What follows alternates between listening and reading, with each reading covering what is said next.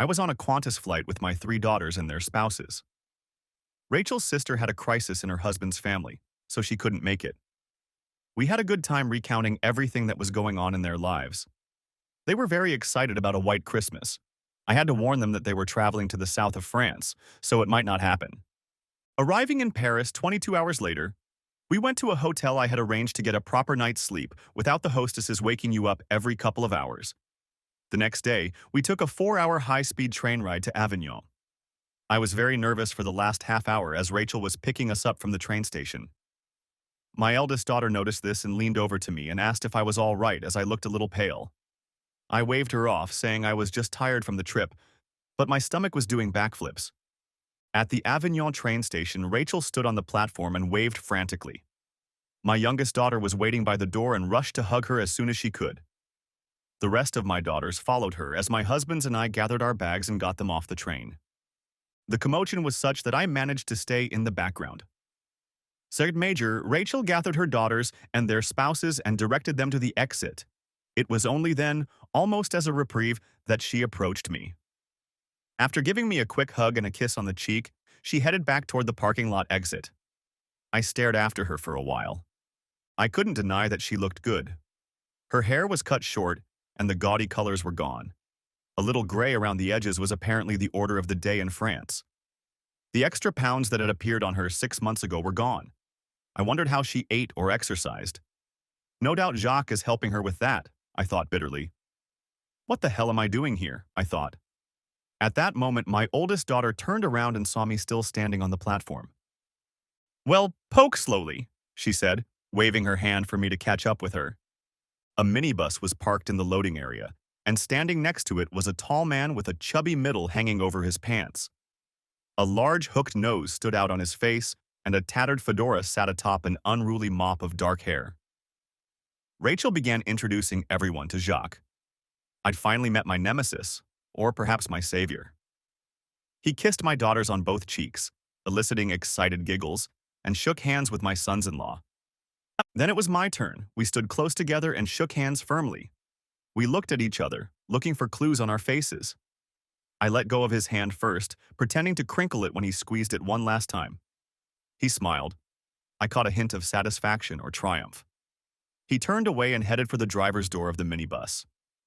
In the minibus, we designated the back seat for our bags and then took our seats. Jacques motioned for Rachel to sit in the front. She hesitated, but followed his instruction. He mumbled something in French to her as she sat down and gave me a scornful look. It didn't bother me. Sometimes it's good to be underestimated. During the trip to Rachel's villa, she played the role of tour guide, pointing out various sights. I mostly ignored her, as the French stuff didn't really appeal to me at the moment. Eventually, we pulled into a driveway with a large automatic wrought iron gate that looked new, or at least rejuvenated. It was bordered on both sides by trees, which made it seem like a tunnel. After about 150 meters, it opened up and turned into a circular road in front of an imposing 2-story stone building. Inside the circle were many newly planted rose beds. Their bare stems were waiting for the warmth of spring to come to life. "Welcome to La Masse Bleue," exclaimed Rachel, standing up in the aisle of the bus and spreading her arms wide. We got off and collected our bags before heading towards the large wooden front door. It didn't look very attractive from the outside. I later learned that because of its heritage value, they had to preserve the facade, but inside it was different. Opulence and luxury is one description, but vulgarity and ostentatious splendor is another. Polished concrete and marble everywhere, softened only by woodwork and carpets. Antique furniture juxtaposed with modern electronics. It reminded me of a brothel. How do I know about these things? One of my clients owns several, and he wanted to expand one of them with a neighboring house. He took me on a tour so I could calculate the potential costs of remodeling the adjoining premises. The backyard garden was more elaborate. There must have already been remnants of one here, so it was just tidied up and some plants replaced. To the left, however, my wife's hand was visible again. A large, and I mean large, pool had been dug in the grassed area. Apparently, the one I had seen in the pictures when Rachel bought the house was too small.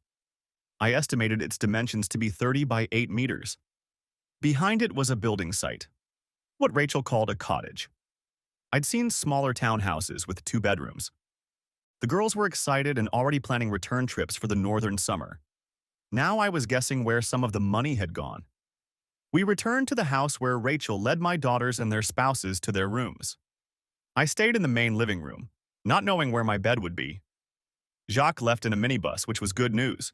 No more scornful looks. My wife returned.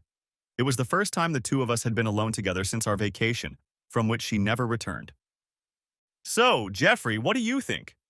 "It looks wonderful," I replied diplomatically. "It must have cost a lot." "Oh, Jeffrey, why do you always talk about money? We have tons of it," she reprimanded. Anyway, Jacques got me a lot of stuff in bulk and made sure the merchants didn't rip me off. So I really saved money. Some things never change. Only my wife can save money by spending it. "Follow me," she continued. "Our rooms are here." We headed to a different wing of the house than where the children lived. Walking down a short hallway, we entered a huge room with many chaise lounges and tables. Against one wall was a staircase leading to the next level. After climbing the stairs, we entered the master bedroom. It had an entire glass wall that overlooked the garden, and a bed. I've seen king-sized beds before, but this one was bigger, with 4 large posts at each corner. The toilet, shower, and bathtub were hidden behind a log wall next to the stairs. Behind the bed was another wall with doors on either side. They opened into large walk-in closets for him and her. "Wow," muttered I. "Fantastic, isn't it?" "Incredible. Isn't it too bright here in the mornings?" I asked. Rachel had obviously been expecting this question. She picked up the remote, pressed a button, and the blinds recessed into the ceiling became invisible, leaving the room in semi-darkness. "Don't worry, Jeffrey. I've thought of everything. I'll leave you to unpack and I'll see to it that Juliet prepares tonight's dinner." She pressed the button again, and the blinds began to rise. By the time they were done, she was gone. I walked into the room and felt incomplete. The contents of my bag barely fit into 2 drawers. I hung up my nice suit and went in search of the others. They were in the main living room drinking wine. We toasted to our good fortune and then sat down to a lovely dinner. Due to jet lag combined with a few drinks, we went to bed early and Rachel stayed downstairs to clean up. I got up and showered and then got into bed. It was unbelievable how big this bed was. 5 adults could lie down and not touch each other. It was custom made, as was the mattress and linens. I fell asleep instantly and didn't notice Rachel walking over to the bed. For all I know, she didn't notice either, since 12 hours later she woke me up. "Time to get up, Jeffrey. Your first tour starts in 40 minutes. Opening my eyes, I saw Rachel sitting on the bed. She ruffled my hair and I almost thought she was going to kiss me, but she didn't. "Take a shower and meet the others downstairs. The kids are already eating breakfast." She got up and hurried down the stairs. After taking a shower, I made my way down to the kitchen. The rest of the family was excitedly discussing the day ahead. Workers were poking around the construction site next to the pool. Rachel noticed me watching them from the window. "They're trying to get it ready for Christmas. I've got a few more people coming over for Christmas and Boxing Day." "Oh." I remained silent. My daughters were excited enough for me. "I've organized some excursions for the next couple of days. I'll be busy making sure these guys keep working." Rachel didn't seem to notice my indifference. "Is Jacques going to take us with him?" I inquired. "No, he's too busy. But he has another man to take you. Hurry up and have breakfast. The bus will be here any minute." I sat down, and Juliet set down an overflowing plate of food. I wondered what it cost to have 3 meals a day with an obviously talented cook.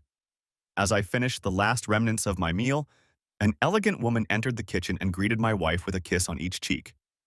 Rachel clapped her hands together to get everyone's attention. "Everyone, everyone, shh, shh, this is Yvonne. She'll be showing you around for the next few days." "Hi," said Yvonne brightly and waved her hand briefly in greeting. Rachel gave us an introductory briefing and then ordered us to board the bus. Thus began days of tedious traveling through Roman ruins, cathedrals, and markets, if it weren't for Yvonne. She was bright, ebullient, and beautiful. She insisted I sit up front with her French accent mesmerizing. She was petite, almost doll-like, with delicate facial features and always immaculately dressed. I looked forward to the morning to see the bus pull up to the house.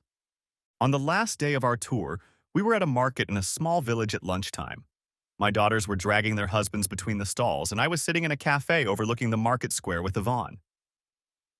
Did you enjoy your 3 days with me? She purred. Very much. And what are our plans for the rest of the day? I think we've had enough cities and cathedrals, so I've made arrangements with several vineyards for tours and tastings. Sounds fantastic. Then we'll meet Rachel for dinner at a local restaurant. And tomorrow? I asked hopefully. No sightseeing tomorrow. It's Christmas Eve. Time for family stuff. Ooh, I couldn't hide my disappointment. I took a sip of my coffee. Yvonne leaned over to me and touched my arm. She was the kind of woman who liked to make contact with the person she was talking to, and it felt good when she touched me. Jeffrey, can I ask you a personal question? Sure. You and Rachel are, how shall I put it, live separately? She leaned even closer to ask the last question. Her perfume enveloped me. No. She leaned back. Shame. And then I might have had thoughts of what it would be like to be intimate with Yvonne, but I never thought the feelings would be mutual. The afternoon's entertainment turned into torture, as each of Yvonne's stroking and touching took on a whole new meaning. We were standing at a bench tasting wines, and her hand touched my groin. Before, I would have considered it an accident, but now the glint in her eyes spoke of something else. A large crowd had already gathered at the last vineyard. My daughters were lost in the crowd, vying for a chance to taste the wine. I stayed away, and so did Yvonne. Taking my hand, she pulled me outside to the garden behind a tall hedge. Kiss me, Jeffrey.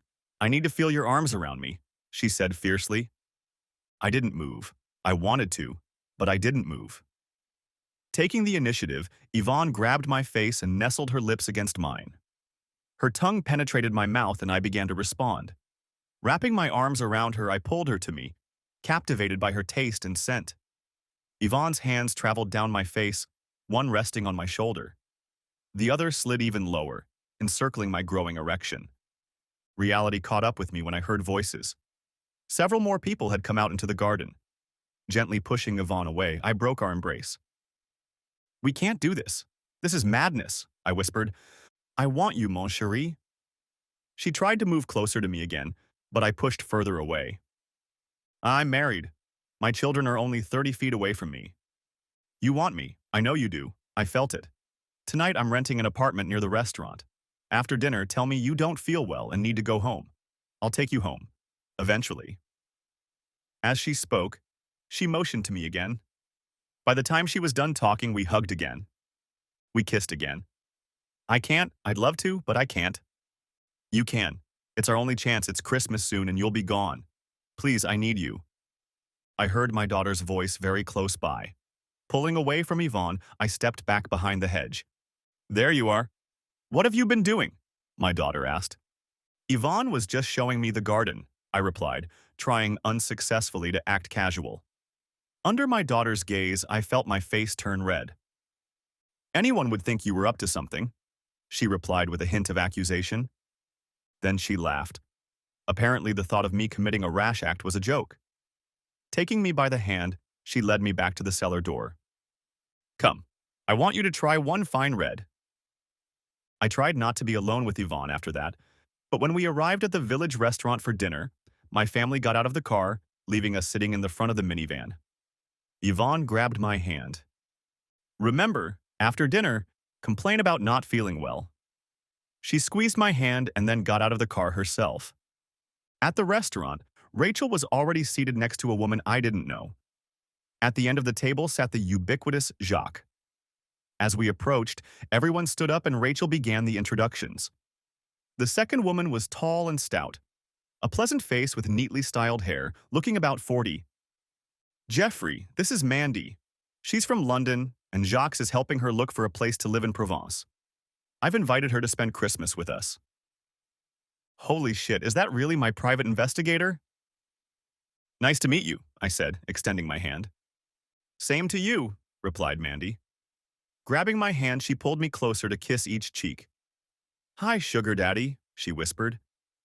Had she really given away my trust in Rachel?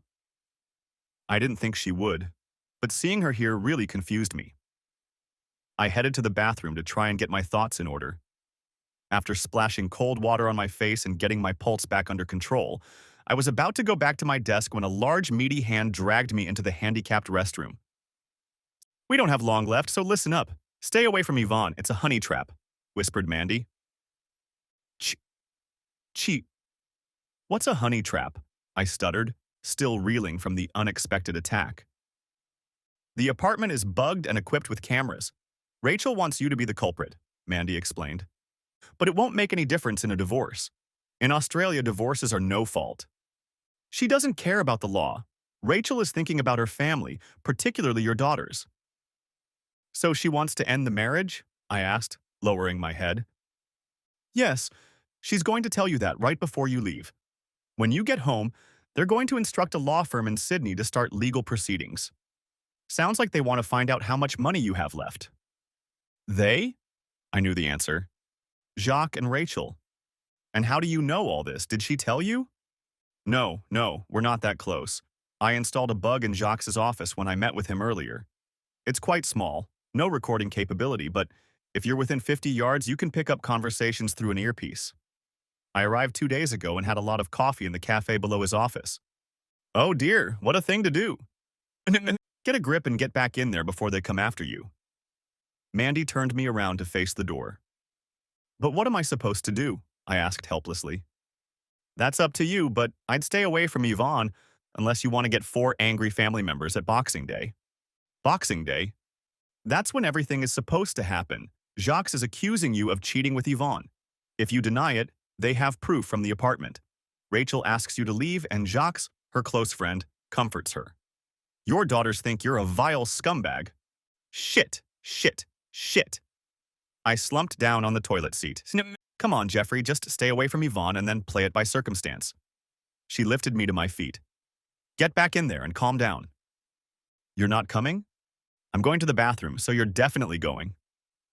She pushed me out into the hallway, and I went back to the table. Staying away from Yvonne was proving difficult.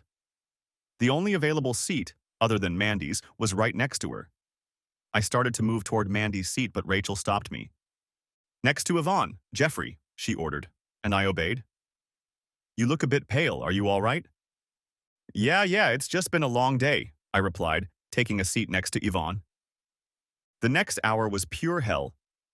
Yvonne's wandering hands clung to me under the table. It was hard to eat the dish and fight her off at the same time. If not for the warning, I would have been flattered by the attention, but now I knew it was fake. When the main course arrived, I noticed that both Jacques and Rachel were looking at Yvonne. They must have been puzzled as to why we hadn't excused ourselves and left. Rachel tried to intervene. Jeffrey, you don't look well. You've got a long flight home coming up. Maybe Yvonne can drive you home and you can go to bed early. No, I'm fine, dear, I replied cheerfully. Doesn't this dinner look great? Eat, and then I'll take you home, Yvonne said huskily, trying to stroke my leg. No, I'll have plenty of time to sleep on the plane.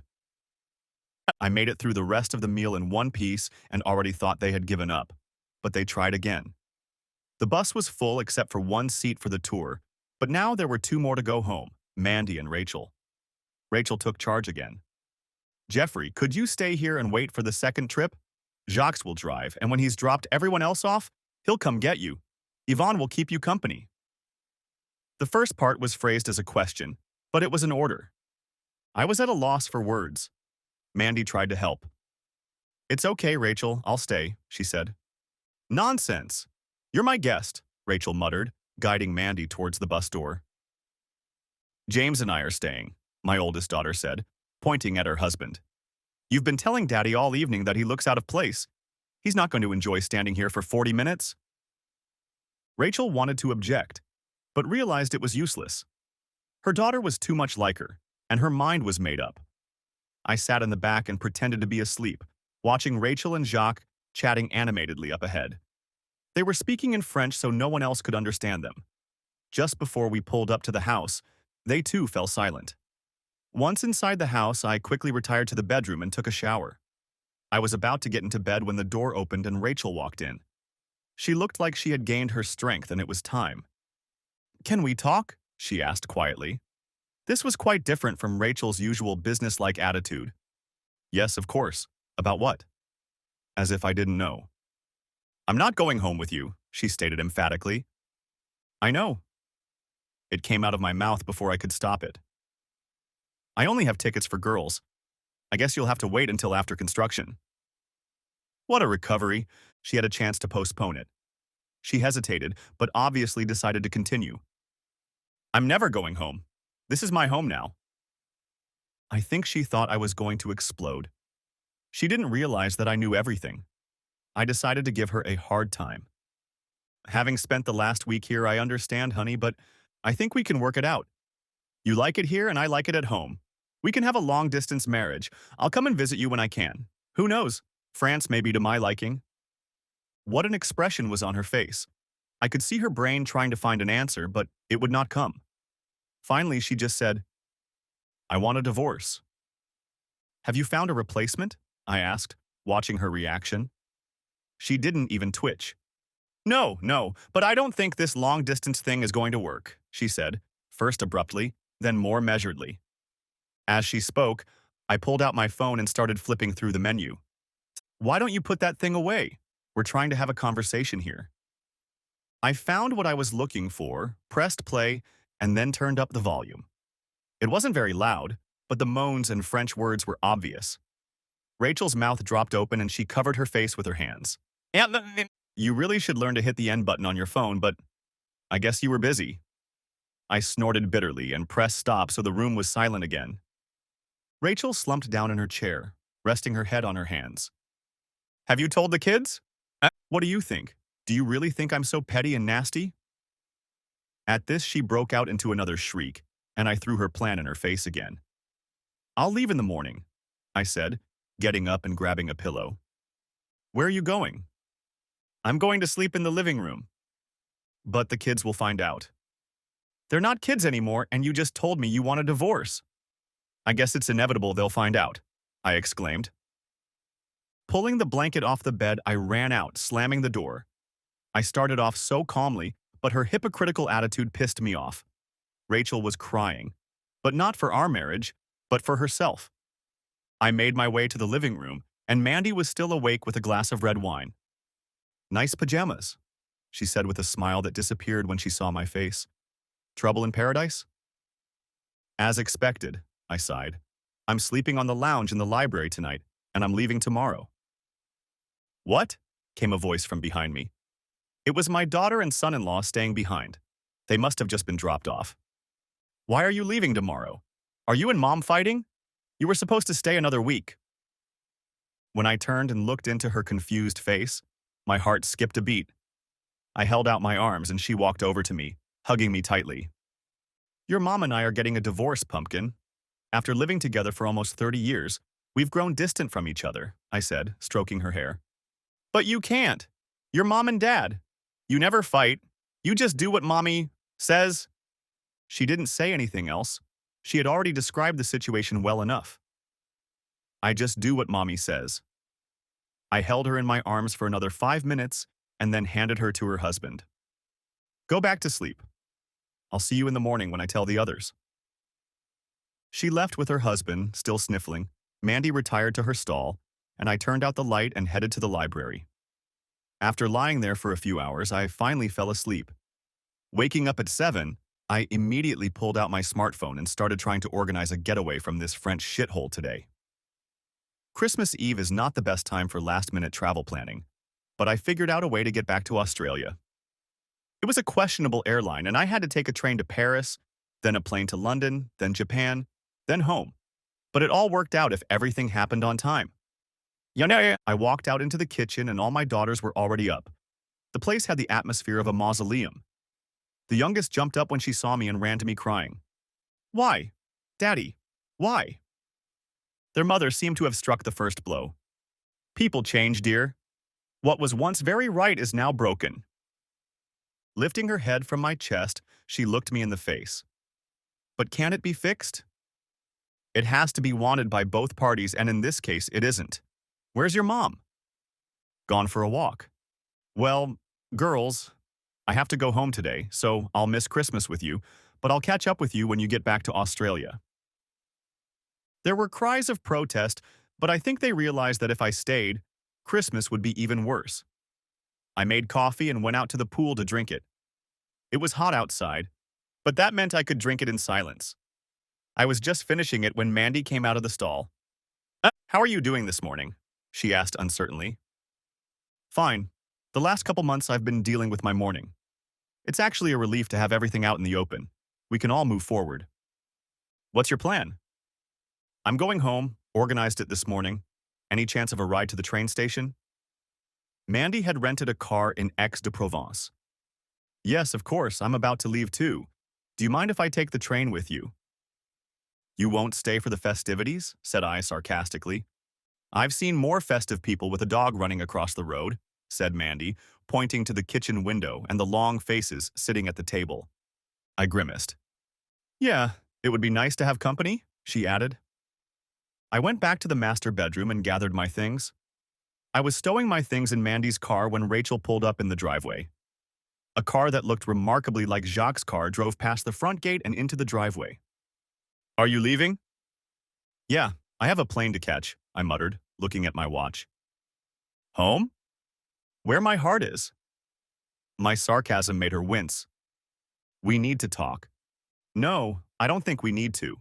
Our whole life together, you've only said those words because you wanted me to do something, buy something, or go to some boring social gathering. Well, now that you want a divorce, there's no point in talking." She looked flustered, shifting from foot to foot.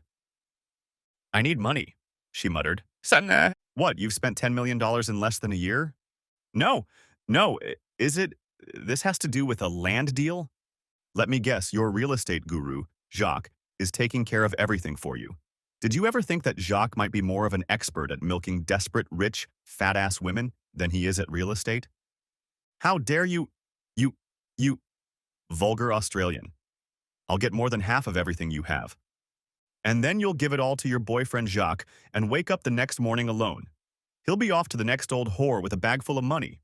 Or maybe he'll retire and trade you in for a newer, slimmer model with much lower mileage." A sigh sounded behind me, and I turned around to see the family standing on the paved area in front of the front door. I had no idea how much they had heard. Rachel saw them too, and with a strangled cry she rushed past me through her daughters inside. They stood still, not knowing whether to follow their mother or say goodbye to their father. "I'm sorry," I said weakly. "I'd better go." I waved my hand pathetically, slammed the trunk of Mandy's car and sat in the front seat. I prayed she wouldn't be long. 5 minutes later, Mandy emerged, dragging a bag behind her. My daughters had already gone into the house. "Well, you know how to leave properly. Like the song says, shut up and drive, drive, drive. Touché, are you going to be so friendly all the way to Paris?" "Give me a minute. I need to calm down," I said, deliberately calmly, clenching my fists. We rode in silence all the way to the train station. Mandy went to return the rental car and I went to get the tickets. We had 5 minutes, so we got coffee and immediately regretted it. The French make bad coffee. By the time we got on the train, I had calmed down. We chatted about the aftermath of the divorce. Mandy wasn't much help as every country has different laws. The only thing I knew about Australian law was that divorce is no fault. That is, being the guilty party didn't matter. If the relationship lasted more than 2 years, either spouse or de facto spouse could make a claim against the other. Given this and Rachel's desire for money, we concluded that she would pursue it hard. I accepted this and was willing to make concessions, especially if the money I gave my sister went undiscovered. I figured that since the money had been transferred to her directly and there was no record of it ever being linked to my accounts, it was safe. Unfortunately, a simple check with the lottery company would show that I had actually won $30 million. Given Rachel and Jacques' desperate lust for the money, I had to be careful. There was no way to discuss the money with my sister over the phone or via email. Everything had to happen face-to-face in a safe place. I may be paranoid, but I had hired a private investigator and had to assume they would do the same. After getting off the train in Paris, we took a shuttle and were at the airport very quickly. We said our goodbyes, and Mandy said that if there was anything she could do to help, just let her know. "Sure, for a small fee." "Sure," I laughed. "You You sure you don't want to come with me and spend Christmas in London? Tempting, but I just want to get home. I lied, I wasn't tempted. With that attitude towards the opposite sex, Angelina Jolie could have walked up and proposed to me, and I would have flatly refused. In fact, I missed Christmas. Having flown out on Christmas Eve, I landed in Australia on Boxing Day. I guess I didn't have much to celebrate. When I was in Sydney, I texted my sister to see if I could stay with her. I took a cab to her house. She lived in a fancy terrace house in Woollahra. Her boyfriend and his parents came over for dinner. She opened the door with a smile, but it was soon gone. "Oh my God, you look awful. Are you okay?" "Yes, but a little, very tired even. All sorts of crap has been piling up." "Rachel?" "Yeah, we're officially divorced." "Oh God, well, come in, come in. I guess you don't really feel like socializing, so go upstairs to the spare room, and I'll find an excuse for you." "Thank you. You're amazing." I staggered upstairs and slept for 17 hours. I woke up at noon in stormy Sydney, hot, humid, and stuffy. Going downstairs, I made my way to the kitchen and caught my sister doing the dishes. "You look much better. Are you feeling better now?" "Yeah, it's good to be home." She wiped her hands and hugged me. "Sit down and tell me all about it while I make you something to eat." So I did. I talked and talked. Ate, then talked some more. When I finished, it was already 4 o'clock in the afternoon. I talked about everything, the money problems, the fights. She already knew about the lottery winnings, but I let her know why I was hiding the 10 million. A recorded infidelity, Mandy's investigation, and finally, one hell of a Christmas vacation and confrontation. When I finished, my sister went to the fridge, pulled out a bottle of wine, and poured us both a glass. "I know a good divorce lawyer. We went to school together." "I think I'll use Brian's services at home. I know he's not an expert, but he knows both Rachel and me. He's up to date on our financial situation, except for your investments, and he's very close by. I don't like going to Sydney every time Rachel tries to pull some stunt." "So you think it's going to be bad?" "Also, Jacques is clearly pushing it. Do you still monitor incoming calls?" "My sister had an ex-boyfriend turned stalker." "Yeah? Why?" "And how long do you keep the records?" "They just automatically download to my computer, so I think I've had them saved since the system was installed." "Could you check to see when I won the lottery? I called you the day I bought the ticket. I only got your message from the bank, but they don't know that. I can tell you that we talked about splitting the winnings." "Of course they won't know. You're not going to tell them, are you?" "No, but any investigator worth a dollar will talk to the lottery people. I'll have to assume they'll find out. Besides, I'll have to give them a list of the companies of which I am a director. It will be a long list because I am listed on many family-owned companies that utilize the services of my accounting firm. I am just an independent person that they trust to act as an umpire if any disputes arise. If they dig around and find your company that received 10 million on the same day that Rachel and I did, they might take notice." "Yes, I suppose." She raised her glass. "Good luck to you, you old fart." We raised our glasses and laughed. "Speaking of luck, how's the investment going?" I asked, trying not to sound desperate. "Well, you know I'm not one to brag, but they're actually going great." "Really? So what did you pick? Bank stocks? Resources?" I avoided the stock market. I think the stock prices of a lot of companies are too high for their earnings. My boyfriend trades futures, so that's where I went. "It's risky, isn't it?" She laughed, spoken like a real accountant. "What kind of futures does the ASX trade? Metals? Currencies?" "Not on soft commodities, actually." "Agricultural commodities? Are you kidding me? Do you know how many clients I have who got burned on them?" "That's because your clients grow those goods. They can't be objective about them." "Really? And you know so much about wheat and canola." "No, I don't. But I do know that when I started, prices were at historic highs, and the US and Europe had just planted a huge crop. So? So I took delivery positions at high prices, then watched them fall and closed them out at a big profit." "How much?" "It just so happened that I pretty much closed all my trades before Christmas. The market bottomed out after the US harvest in August. It's only moved a little lately, so it's not worth spending time following it. At last count, I made $4.2 million. "Wow. How much did you risk?" "About 7 million. she said nonchalantly. My heart was pounding. How could you sleep? Like a baby. It wasn't my money, it was yours. She smirked. I was stunned. I opened my mouth but couldn't think of what to say. Shut your mouth. The wind can change, and you'll stay the same. So when will you need the money? Hopefully not too soon. I can easily cover 5 million if the court decides so. 5 million? You're kidding. She got the same 10 as you. It's not your fault she gave it to that frog bastard. Yeah, but we were still married then. I guess they've been calculating the personal fortune since the breakup. Apparently she's broke now, so they'll want their pound of flesh from me. That's still bullshit. Not really, but it seems to me she's entitled to half of the 10 million I gave you, so 5 would be fair. My sister fell silent and looked at me over her wine glass for a minute before replying, I didn't think you were capable of that. You're as cunning as a rat. I felt sorry for you, but you checkmated Rachel from the start. You weren't planning a divorce, were you? There was a hint of accusation in the question. No, I don't think so. We didn't get along very well. It was just my rainy day money, so even if Rachel gobbles it all up, there'll be a little left over to keep the wolves at the door. Maybe a little left over for the girls.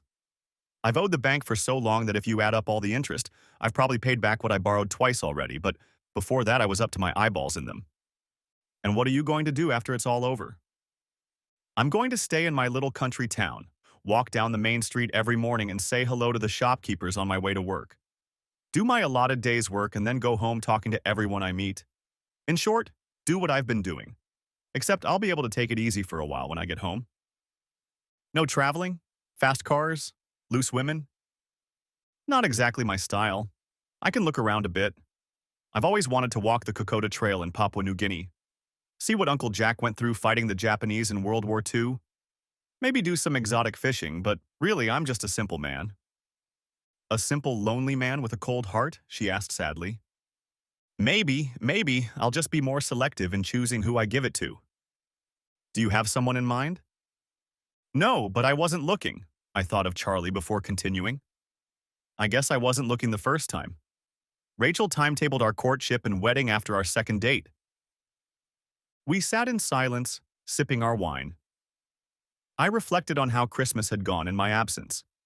Sister put her hand on mine and spoke again. Earth to Jeffrey. I'm sorry I was away. So you didn't hear anything? I shook my head.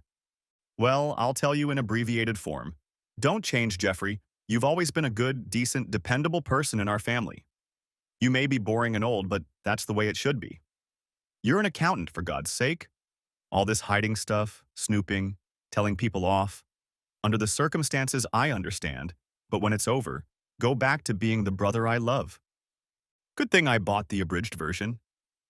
Very funny, but I'm glad you took my advice because that's exactly the kind of dad joke I expected from you. I stuck out my tongue, she made a grimace, and we laughed. It was like we were kids again. I stayed at my sister's for one more night, and then I went home. Everything was quiet there, and I gardened for a week until I went back to work on January 3rd. That week, my daughters came home. They took turns coming over and staying overnight. They were not very happy. They were angry with both of us. I tried to explain that people change. With them gone, we were like two strangers forced by circumstances to live together. The two older daughters seemed to understand, but the younger one took it harder. I tried to joke that they were lucky to have a place to stay abroad now.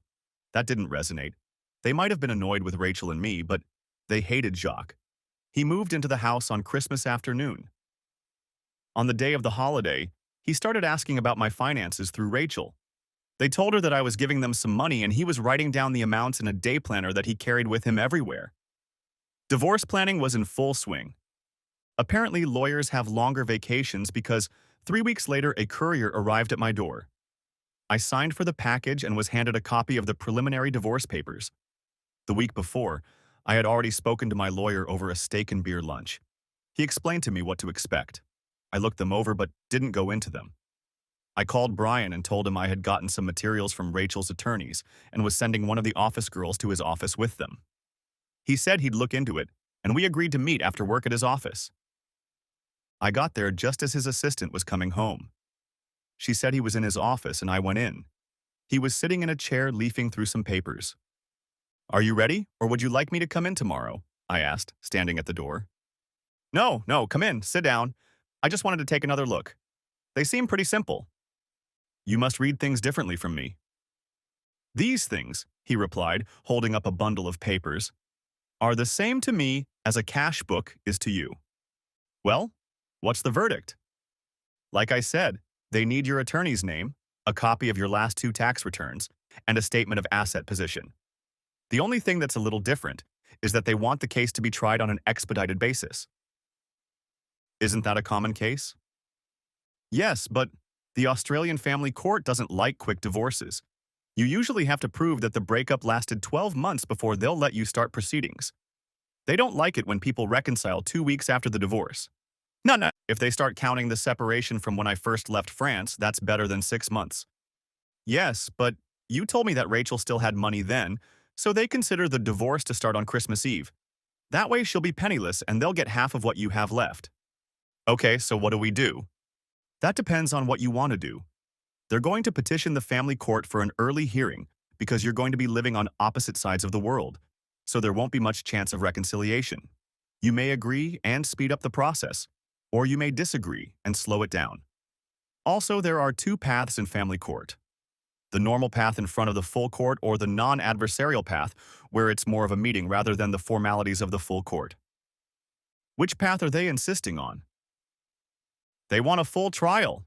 This law firm is full of heavyweights. They want to take you to the bench and have a blitzkrieg."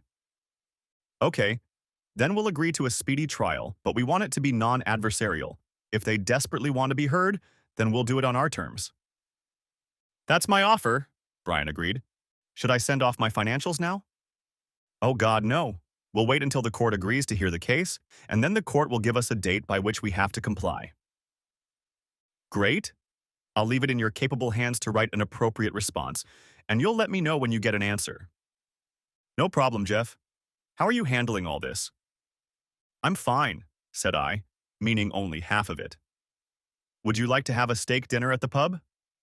"No, Jeff, sorry. Wife's having a book club tonight, and I'm bartending for the night. Maybe another time this week?" he said, rising from his chair. "Yeah, sure, I'll give you a call," replied I in a friendly manner. I didn't feel like coming home to an empty house tonight. It seemed so lifeless. Even if I didn't always like Rachel's overbearing personality, at least some human companionship that wasn't work-related. I decided I needed to join a service club or a sports group so I could have some other outlet. Leaving Brian's office, I headed for the supermarket. I was perusing the meat department, contemplating which piece of animal flesh I was going to grill to serve with mashed potatoes and green beans, when a voice from my recent past came from behind me. "Jeffrey, how was your Christmas vacation?" the cheerful voice asked. I turned around and saw Charlie pushing a grocery cart. "I spent Christmas Day on an airplane coming home, so not so good," replied I bitterly. "Oh," she looked uncomfortable. "Huh, I knew what I was getting into when I flew. I just have to put on my big boy pants and continue on my way. How about you?"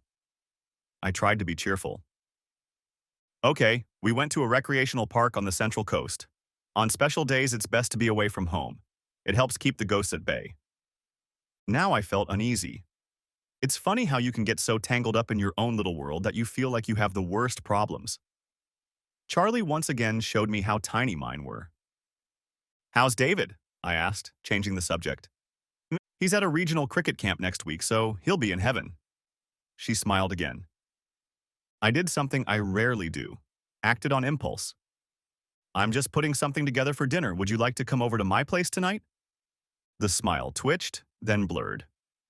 "Okay, you get the meat and I'll make the salad." "Great, at least something will be edible." I smirked, but the urge to hire a house cleaner flashed through my mind. "What time?" "When you get here. And I'll take my stuff home and then make the salad in, say, in an hour? See you then." I grabbed a steak and a package of chicken fillets and headed home.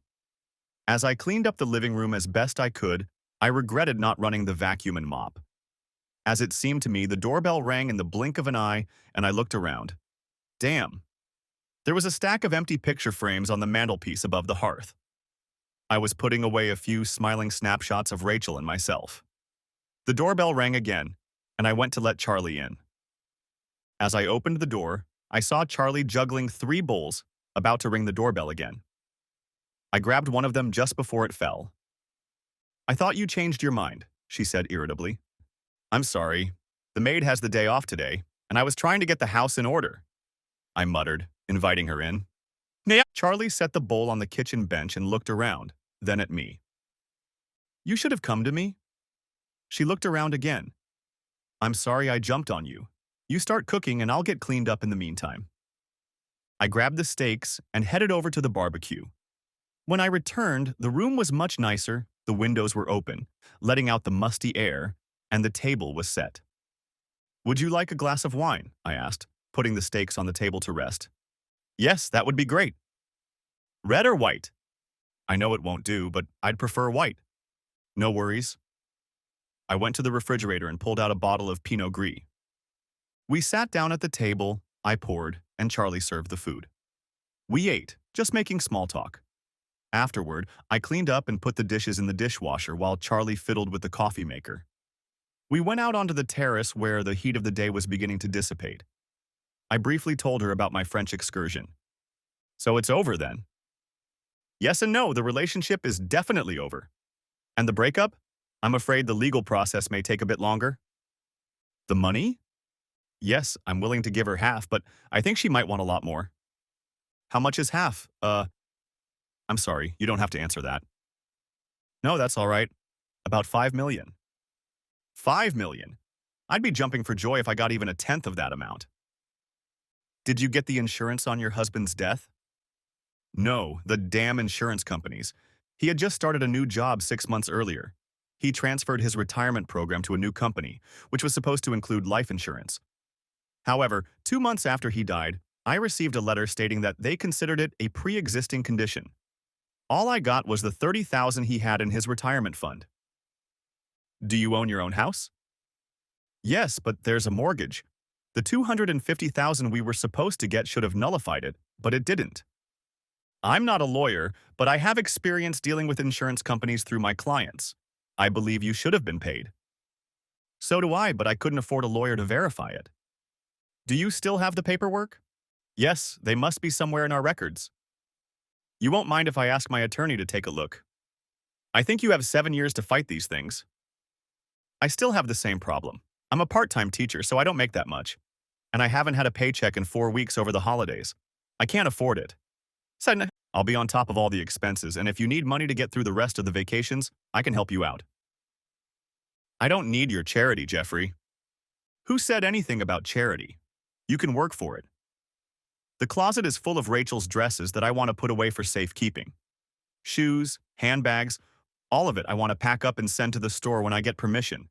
You can see for yourself that the house needs a woman's touch. You can have it cleaned up in the next 2 weeks, and when you go back to teaching, I'll hire a cleaning lady." She looked at me questioningly. "How much do you pay?" $30 an hour. "I don't like cleaning my own house, $40. $35 and not a penny more." "Done." "Not yet. I have one condition. To seal the deal, you have dinner here again tomorrow." "I don't know about that. Maybe you're a pervert with plans for my body," she pouted, her voice hoarse, and her eyes hidden by her hood. Once again, she rendered me speechless. I pretended to be a fish, opening and closing my mouth a couple times, but I couldn't find the words. Charlie burst into laughter and almost fell out of her chair. I got up irritably and took the coffee cups and saucers to the dishwasher. She followed me, giggling. Here we go, Jeffrey, baby," she soothed me in a little girl's voice. I was just kidding. She started laughing again. "You better be careful. I might have a surprise." "Yes, of course you can." She looked around nervously, concerned at my boldness. "I'd better go." Charlie headed for the front door and I followed her. She opened it, but stopped on the threshold. "What time tomorrow?" "Suit yourself." I took a bunch of keys from the desk drawer in the hallway. "Here, take these. You can come and go whenever you want." She took them and turned to leave. "Charlie, I'm sorry about what happened. I didn't mean to." "Kiss me? You know how to make a girl feel desirable." "No, no, to make you feel awkward. That's exactly what I meant." She looked back at me, turned around, put her hand on my arm and kissed my cheek. Good night, Jeffrey. I can see I'm going to have to keep an eye on you. Her smile returned. She left, and I finished getting myself cleaned up before going to bed.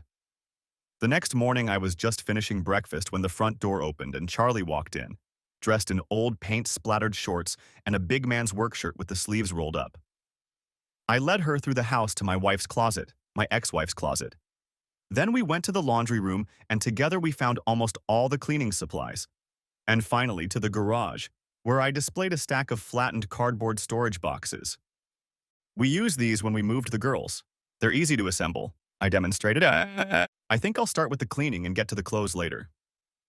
Okay, if you need anything, give me a call. Oh, the air conditioning control is on the wall in the hallway. You might need it when it's a hot day. Thanks, I'll be fine. I headed for the door, then came back. Charlie was struggling with the vacuum cleaner. Charlie, are you staying for dinner tonight? I mean, if you want to, you don't have to, obviously. Yes, that would be fine. But you'll have to keep your lips to yourself. I'm an employee now. I can sue for sexual harassment. Sure, yes. Goes without saying. Charlie laughed again at my awkwardness. Get out of here, big guy. I've got work to do. I found the insurance papers last night. They're on the hall table. I headed off to work as usual, only this time I was anxious to get home. I sent one of the girls from the office to Brian with Charlie's insurance letters and a note for him to call me when he could look at them. I actually left work a little early and bought flowers and another bottle of wine for tonight's dinner.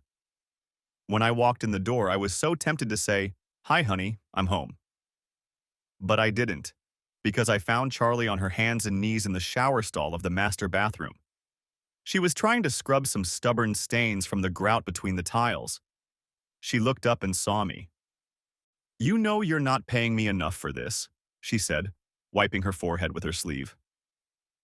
"I know. That's why I bring gifts." I waved away the wine and flowers. "You'd better go and pour me a glass. I'll take off my gloves and wash up. Then I'll join you in the kitchen." I went to the kitchen and poured her a glass and got myself a beer. The phone rang. It was Brian. "Why aren't you at work? You never leave early." "I had something to do at home.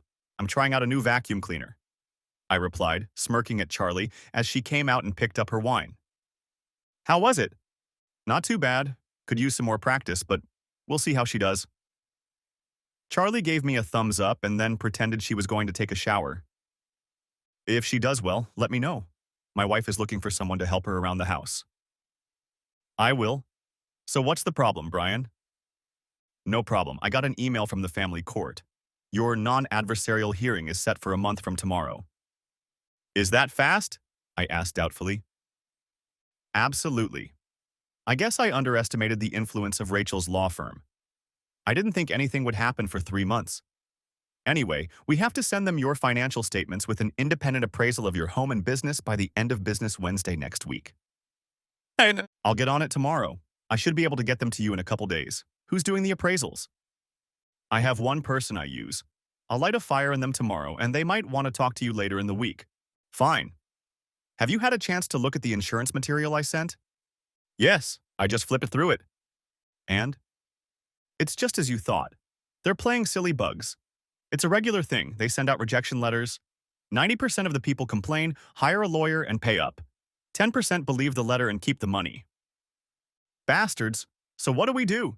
It's not too late, is it?" No, you have 7 years to fight this. I'll write a nasty letter with a few empty threats of legal action and they'll relent and pay up." "Fine, just add that time to my bill. I'm sure I won't notice for a few more hours." "You are so right." We said our goodbyes and hung up. Charlie came out of the house, freshly washed, wearing a light summer dress. It fit her perfectly in all the right places.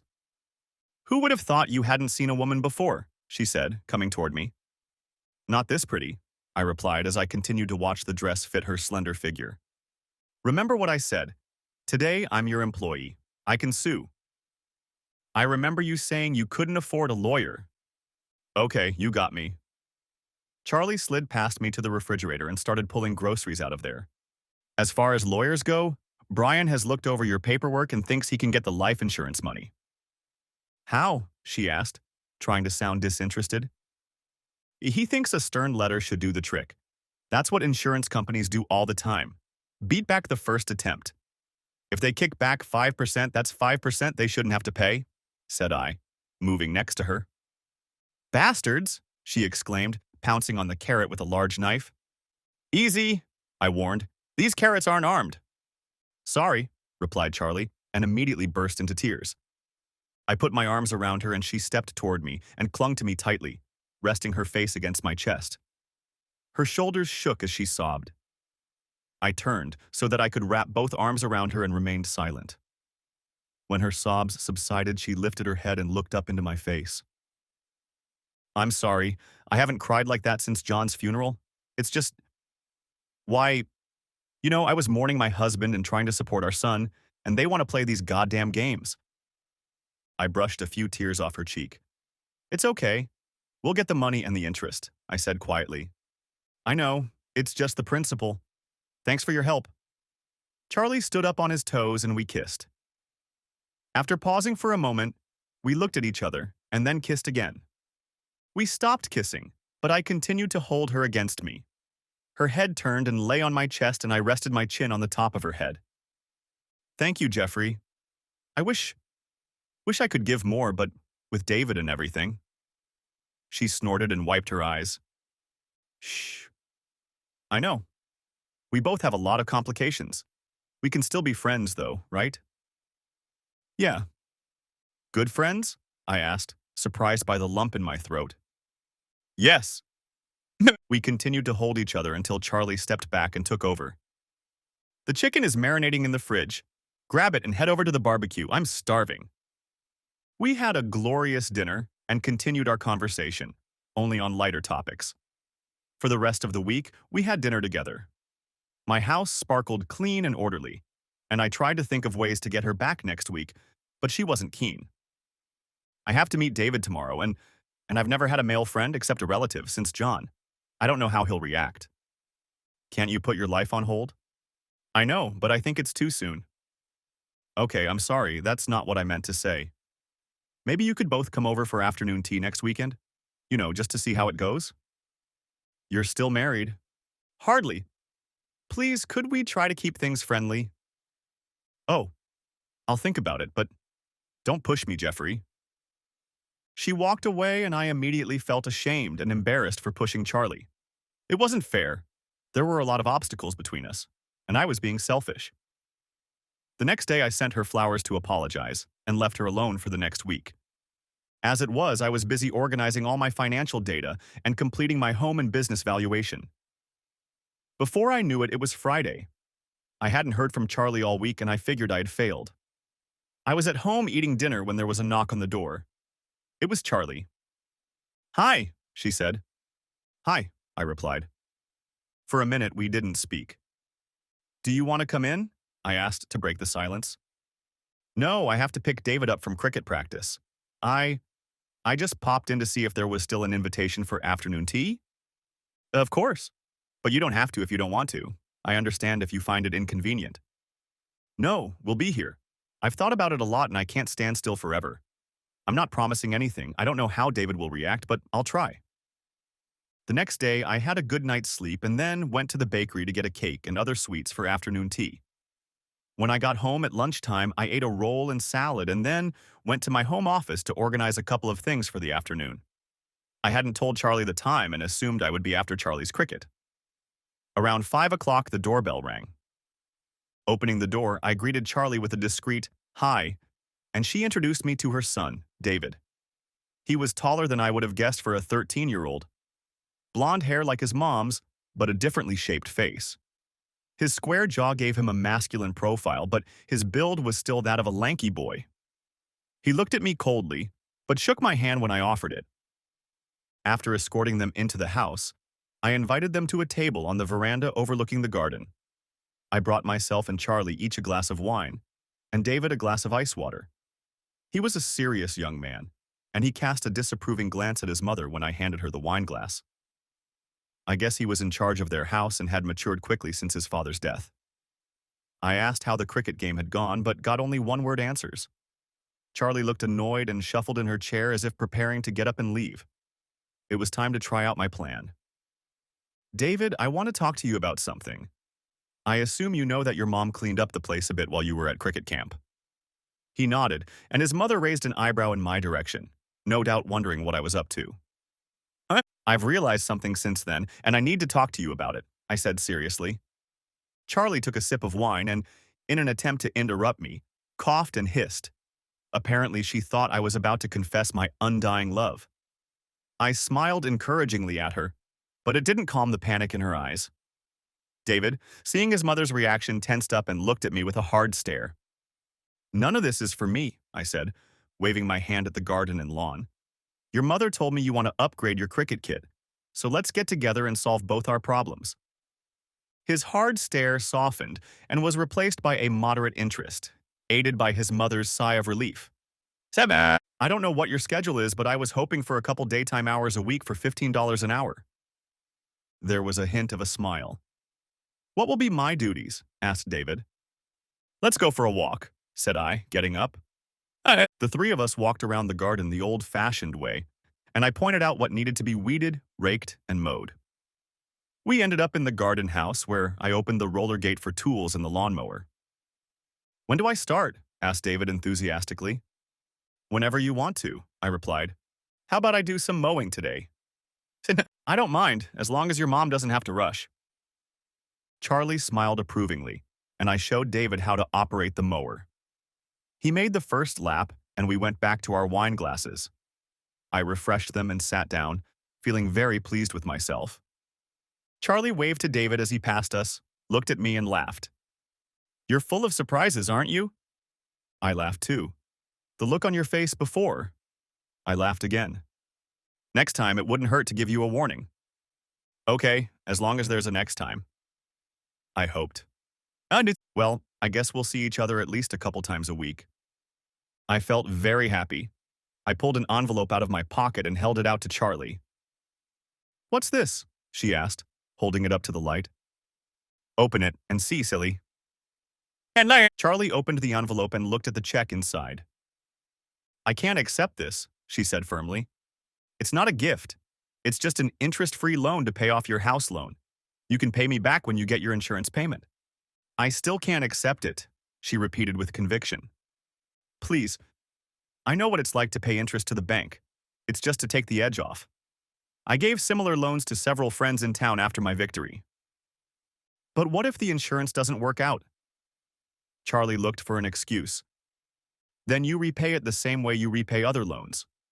You make the payments you would normally make to cover the interest the banks charge. At the moment, it's 6%, so every year you pay 6% of the original amount, and in 18 years I'll get my money back and you'll be debt-free. She hesitated, so I picked up the check from the table and held it out to her. Please take it. There's no point in keeping all this money in the bank if I can't help my friends. Charlie took it and then took my hand in hers. Good friends. I felt even more pleased with myself. When David finished working on the lawnmower, we arranged for 2 afternoon breaks, Monday and Wednesday. He would get on the bus after school to get to work, and Charlie would pick him up 2 hours later. For the first 2 weeks, I made sure to be there to show him what I wanted to do and to help with the power tools. On the first Wednesday, Charlie arrived with takeout food, and we sat and ate together until they left. We decided to make this a regular thing. The next week was just before the first hearing, so I stayed home late both days. David was cheerful on Monday, but Wednesday was different. When I got home, David and Charlie were sitting at the dining room table eating pizza. Their somber mood permeated the house, making the air heavy and thick. I tried to smile, greeting them, but it didn't work. David has something to tell you, said Charlie seriously. David threw her a sour look, then transferred it to me. I'm not going to do it again. Dinner or the garden? I inquired cautiously. All of it. He hummed, stood up, and got ready to leave. Can I ask why? I cautiously inquired, keeping my voice calm and non-threatening. Because... David looked at his mother, but she offered no help. His gaze returned to me. He hesitated, then hardened and continued. Because I don't want a new father. I have a father, and I don't want some creepy old man hanging around my mom. I wasn't shocked, and although I was hurt, I tried not to show it. It wasn't said with malice or aggression. David had been the man in his mother's life for 3 years. He had protected her and himself from the uncertainty of the relationship after the latter had ended so prematurely. It's your decision, David, and I respect it. We can talk about it. I can't replace your father, and I would never seek to do so. As for me being a creepy old man who hangs around your mom, I think that's your mom's decision. I consider her a good friend who is helping me through some tough times right now. He didn't flinch, nor did I expect him to. His fists were clenched, but not aggressively, just reaffirming his resolve. We both looked at Charlie. She was still sitting, which I took as a good sign, but I could tell she didn't like it. Why don't we sit down and eat together? The pizza's getting cold already, I asked, trying to diffuse the tense situation. I'm done. David gave his mother a stern look. Apparently, he wanted her to get up from the table. She remained seated, though she was uncomfortable. Well, I'll wait in the car. He ran out, slamming the front door. Charlie's face clearly showed resentment, and I wanted to hug her again, but I didn't think this was the time for that. I sat down and put my hand on her arm as a sign of, I don't know, support, understanding, fear, maybe just friendship. I think she was close to tears. Do you know what caused this to happen? I asked quietly. No. One of his friends rides the same bus that brings him here. He asked David when we were moving. Charlie tried to maintain eye contact with me, but I knew she was tearing up at the moment. Okay, that explains it. You should go over there. I don't want to come between you two. It hurt to say it, but it was the truth.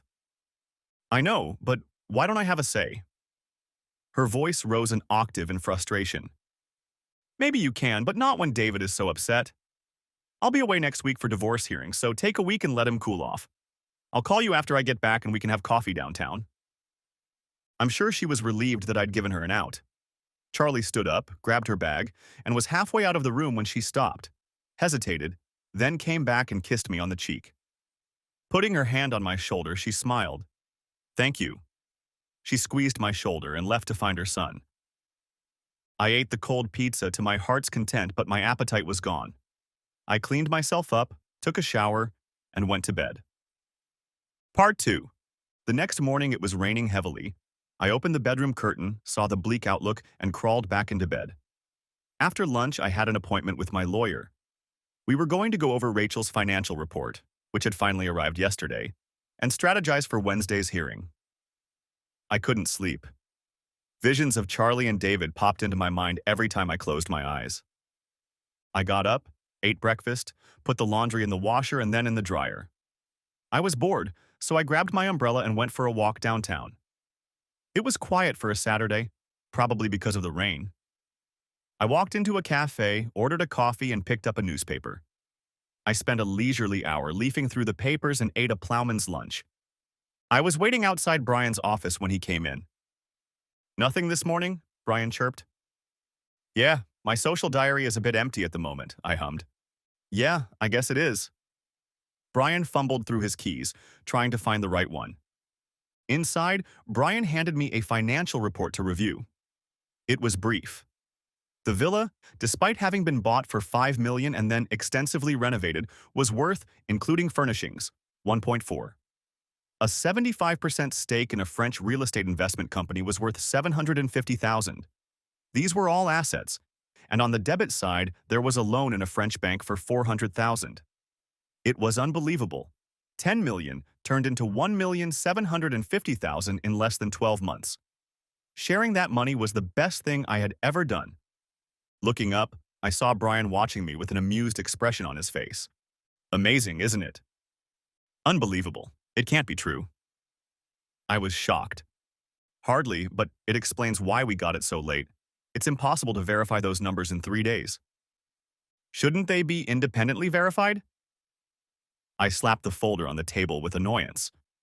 Yes, but our problem is that we don't have time to organize the evidence to challenge them. Maybe we do. Mandy's mind raced. What time is it in London? Must be the middle of the night. Brian fiddled with his phone looking for a world time app. Yes, sir. I have an acquaintance there who might be able to help. I'll call her later and ask her to work on it. Okay, now let's get to your defense.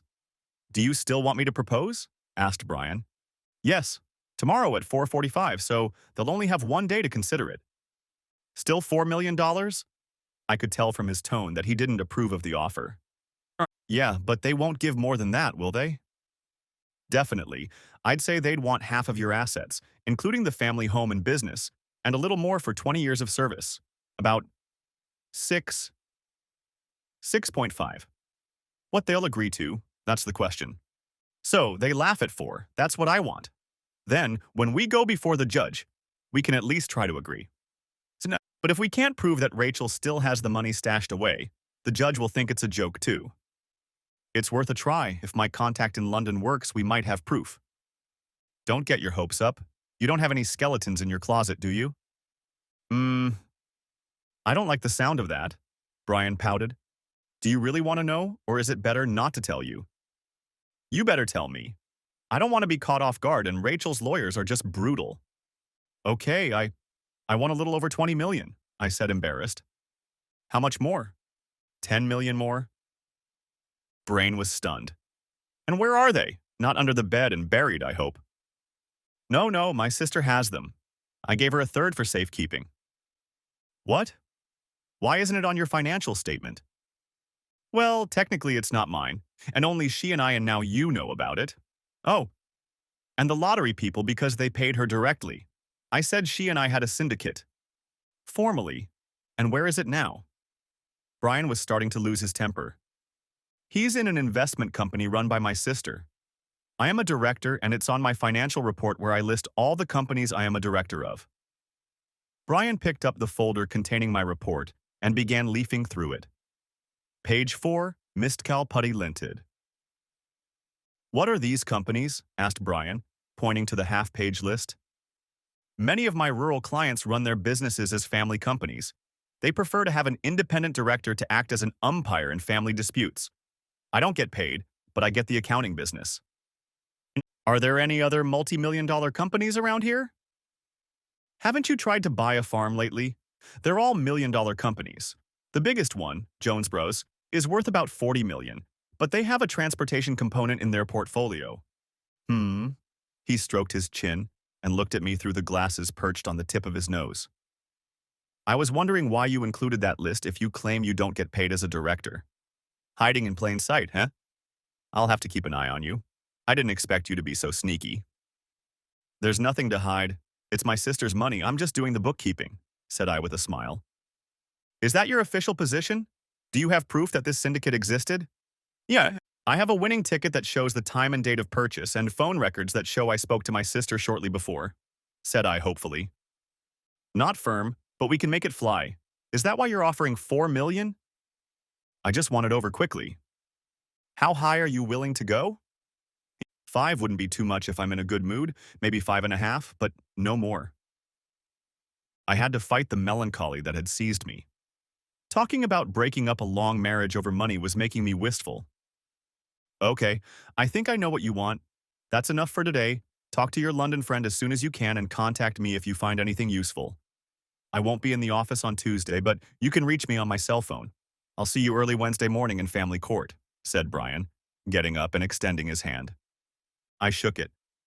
Do you want to go and watch the pub soccer? I asked, trying not to sound too needy. I'd love to, but my daughter and her fiancé are coming over for dinner, so I'd better get home. Don't worry, I'll see you Wednesday, I replied, walking towards the door. Just one thing before you go. Don't look too prosperous on Wednesday, Brian said, and I looked back, raising an eyebrow in bewilderment. You know, leave the Armani suit at home. Come on, Brian, you should know me better than that. I may have some money in the bank, but I'm still as tight as a fish in an ass, like I'm going to spend that much money on a suit. Brian shrugged. Just dress lightly. Okay, I'll see you Wednesday. Outside, the rain had stopped and the sun was peeking through the occasional breaks in the clouds. I walked home, marveling at how the rain made everything around me sparkle. The lawns and shrubs seemed to grow before my eyes. Dust and road grime were washed off the sidewalks. Everything around me was renewed and revitalized. I wished my troubles could be washed away just as easily. Toward evening, when I estimated that the sun was supposed to rise in London, I called Mandy. The sun may have risen, but Mandy wasn't there. I left 2 messages for her to call me back. Just before I was about to go to bed, she called back. "Hi, sugar daddy," she purred seductively. "Hi, Mandy," I replied more formally. "Oh, so this isn't a social call? I was so excited to hear from you on Sunday morning," teased Mandy. "I'm afraid it isn't. I have a job for you. Since it's Sunday, you know this call is charged at double rate." She giggled. She seemed to still be suffering from the effects of the previous night. "I wouldn't expect anything else," I replied tiredly. "Well, you're no fun this morning, are you?" "It's not morning here. It's 10:30 Sunday night, and I'm sleepy." "All right, Grumpy, what do you want?" Mandy dropped her comedy routine. "I want you to make inquiries about the company that handled Rachel's house appraisal and investment with Jacques." "Okay, what's the problem with them?" She was all business now. "I think it's total crap. The house is appraised for less than she paid for it before the repairs and finishes, and the investment with Jacques is only recorded at $750,000. I want to know where the rest of it is." "Okay, keep your shirt on. When do you need it?" "The divorce hearing is Wednesday morning, so Tuesday night, I guess." Mandy laughed. "You're dreaming, aren't you? There's no chance of me getting it by then." "I know, but could you check out the company that did the appraisal? They must be questionable or somehow connected to Jacques. Find me something, please?" There was silence. "I'll try. That's all I can promise. And I'm only doing this because I know you're loaded." She laughed again. I gave her the name of the company and told her I would email her the report right away. Then we said goodbye and hung up. Tuesday afternoon, I couldn't concentrate on work. I called the hotel I was supposed to stay at the next night and made arrangements to stay that night as well. I left work 2 hours early, telling the receptionist to hold my messages until my return, which would hopefully be Thursday. At home, I grabbed the bag I had packed the day before and made the 2-hour drive to Bathurst, the nearest town where family court hearings were scheduled. As the family court was then a federal court, most sittings were held in state capitals or Canberra. Some hearings for early orders were held in regional centers, and fortunately, Bathurst was able to fit us into their schedule for tomorrow. Brian told me that if the case went ahead and Rachel continued to push for a quick hearing, we would probably have to travel further. In the event that the appeal was heard in front of 3 judges, I would have to go to either Sydney or Canberra. I arrived at the motel, got my keys, and made arrangements to have dinner at the restaurant that evening. Pulling up the blinds, I lay down and tried to get some sleep. The phone rang and I looked at the screen, hoping it was Mandy, but she wasn't there. "Hey, Jeffrey, where are you? I stopped by your house and office after work, but you weren't there," Charlie asked in a concerned voice. "I'm at Bathurst. I couldn't concentrate on work, so I decided to get here early. Did something happen?" No. I just wanted to wish you luck, I guess. If this is what you do for those going through a divorce, just wanted to say I'll be thinking of you tomorrow." She was excited, and for once the shoe was on the other foot. "Thank you, that's good to know." A silence ensued, which I tried to break. "How's David?" "Fine, still a moody teenager, but he's okay." There was a noticeable tension in her answer. "I have some reading to do, so I'll talk to you later." I was discounting her, and probably myself as well.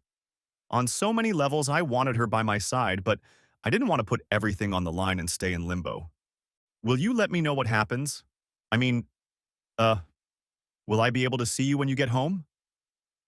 A million thoughts raced through my head, but I couldn't find the words. Jeff? Are you still there?" I could sense the panic in her tone. She'd let herself out, she was vulnerable. I made up my mind too. Yeah, just, busy. I'll call you tomorrow night and let you know what happened. Then we can make an appointment." "Great, we'll talk tomorrow," the smile returned to her voice. I lay down and surprisingly slept through my dinner reservation. The room phone rang. It was the front desk asking if I was okay. I replied that I was and asked for something to be brought to the room. After eating, I watched the channels for a few hours waiting for a call from Mandy, but there was none. I woke up again at 3 in the morning with the TV still on. I tossed and turned for several hours trying to sleep, but the worry about my fate in court kept me awake. today's day. I don't know what I was expecting, probably something like what's on TV. The judge sitting on the high bench. Lawyers sitting face to face in a large oak-paneled room with rows of empty chairs behind them. Instead, it was like a small conference room with tables arranged in a U shape. There was a kettle and coffee by one wall and a court stenographer setting up recording equipment by another. All very utilitarian, except for a larger, more comfortable chair at the top of the U, which I understood was for the judges. Some court formalities were still observed as we sat across from each other, with Rachel and Jacques studiously avoiding my gaze. The court clerk asked us to stand, and the judge, a middle-aged woman, came in and sat in her comfortable chair. When we sat back down, she opened the folder she'd brought with her and spread the documents in front of her on 2 stacks. "Let's begin," the judge said, looking up at me from the folder. "I take it you're Jeffrey Blake." I nodded, and she shifted her gaze to Rachel. "And you're Rachel," she nodded. "Okay, now this all seems a little rushed. Are you sure there's no chance of us reconciling in the future?" I looked at Rachel, allowing her to make the first move, but her barrister immediately rose to his feet. "Your Honor, I'm Nigel Kerr of the firm of Waters, Anderson, Nelson, and Kerr. I will be representing Mrs. Blake in this lawsuit, and—" The judge looked at him sternly and waved his hand for him to sit down. I tried to suppress a laugh. I had written down the name of the law firm on my notepad and only now realized what the acronym was. "I know who you are, Nigel. I just don't understand why you're here." Nigel sat down with a disgruntled expression on his face. "For the benefit of all involved, I want to make it clear that this is a non-adversarial hearing. As such, it is conducted by me and usually with minimal participation from legal eagles like you. Indeed, I wonder why you felt it necessary to attend?" The judge gave the barrister a fierce look, then softened it by looking around the tables. "The reason we hold them is to try to come to an amicable agreement between the parties without the expense and time required for a full court hearing. In this way, the judge acts as a mediator between the parties to find common ground. I find that attorneys tend to get in the way. With all due respect, Your Honor, Mrs. Blake has asked that I speak on her behalf because she is not confident in her ability to make her point on the record." They looked like 2 bulls clutching their horns and glared at each other. The judge shuddered, lowering her gaze into her notes.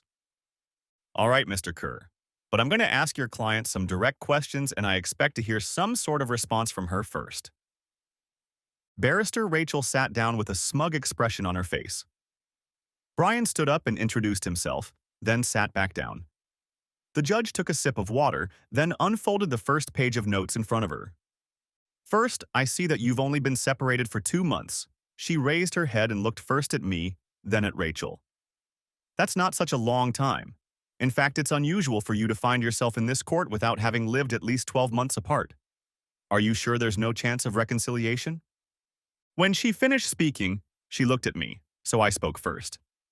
"He's gone too far to be brought back," I said simply and unemotionally.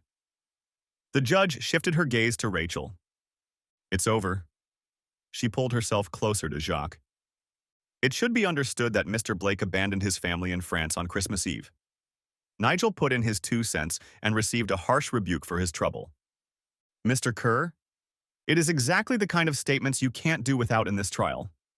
I remind you that this is still a court of law and I have the right to hold you in contempt. You have been warned." She grinned, and I was beginning to like this woman. He looked quite chastened, so the judge pulled back one of the folders lying next to her and opened it. "Since the siblings involved in this union are of legal age, this is a matter of property division. I have your statement of position, Mr. Blake, and I'd like to clarify a few things. First, I see that there were 3 large withdrawals about 12 months ago that were noted on your tax returns as gifts."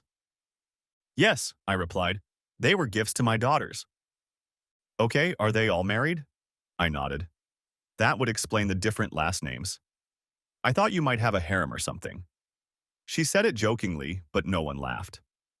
Also, around the same time, another $1.5 million was withdrawn in various amounts that your statement calls loans.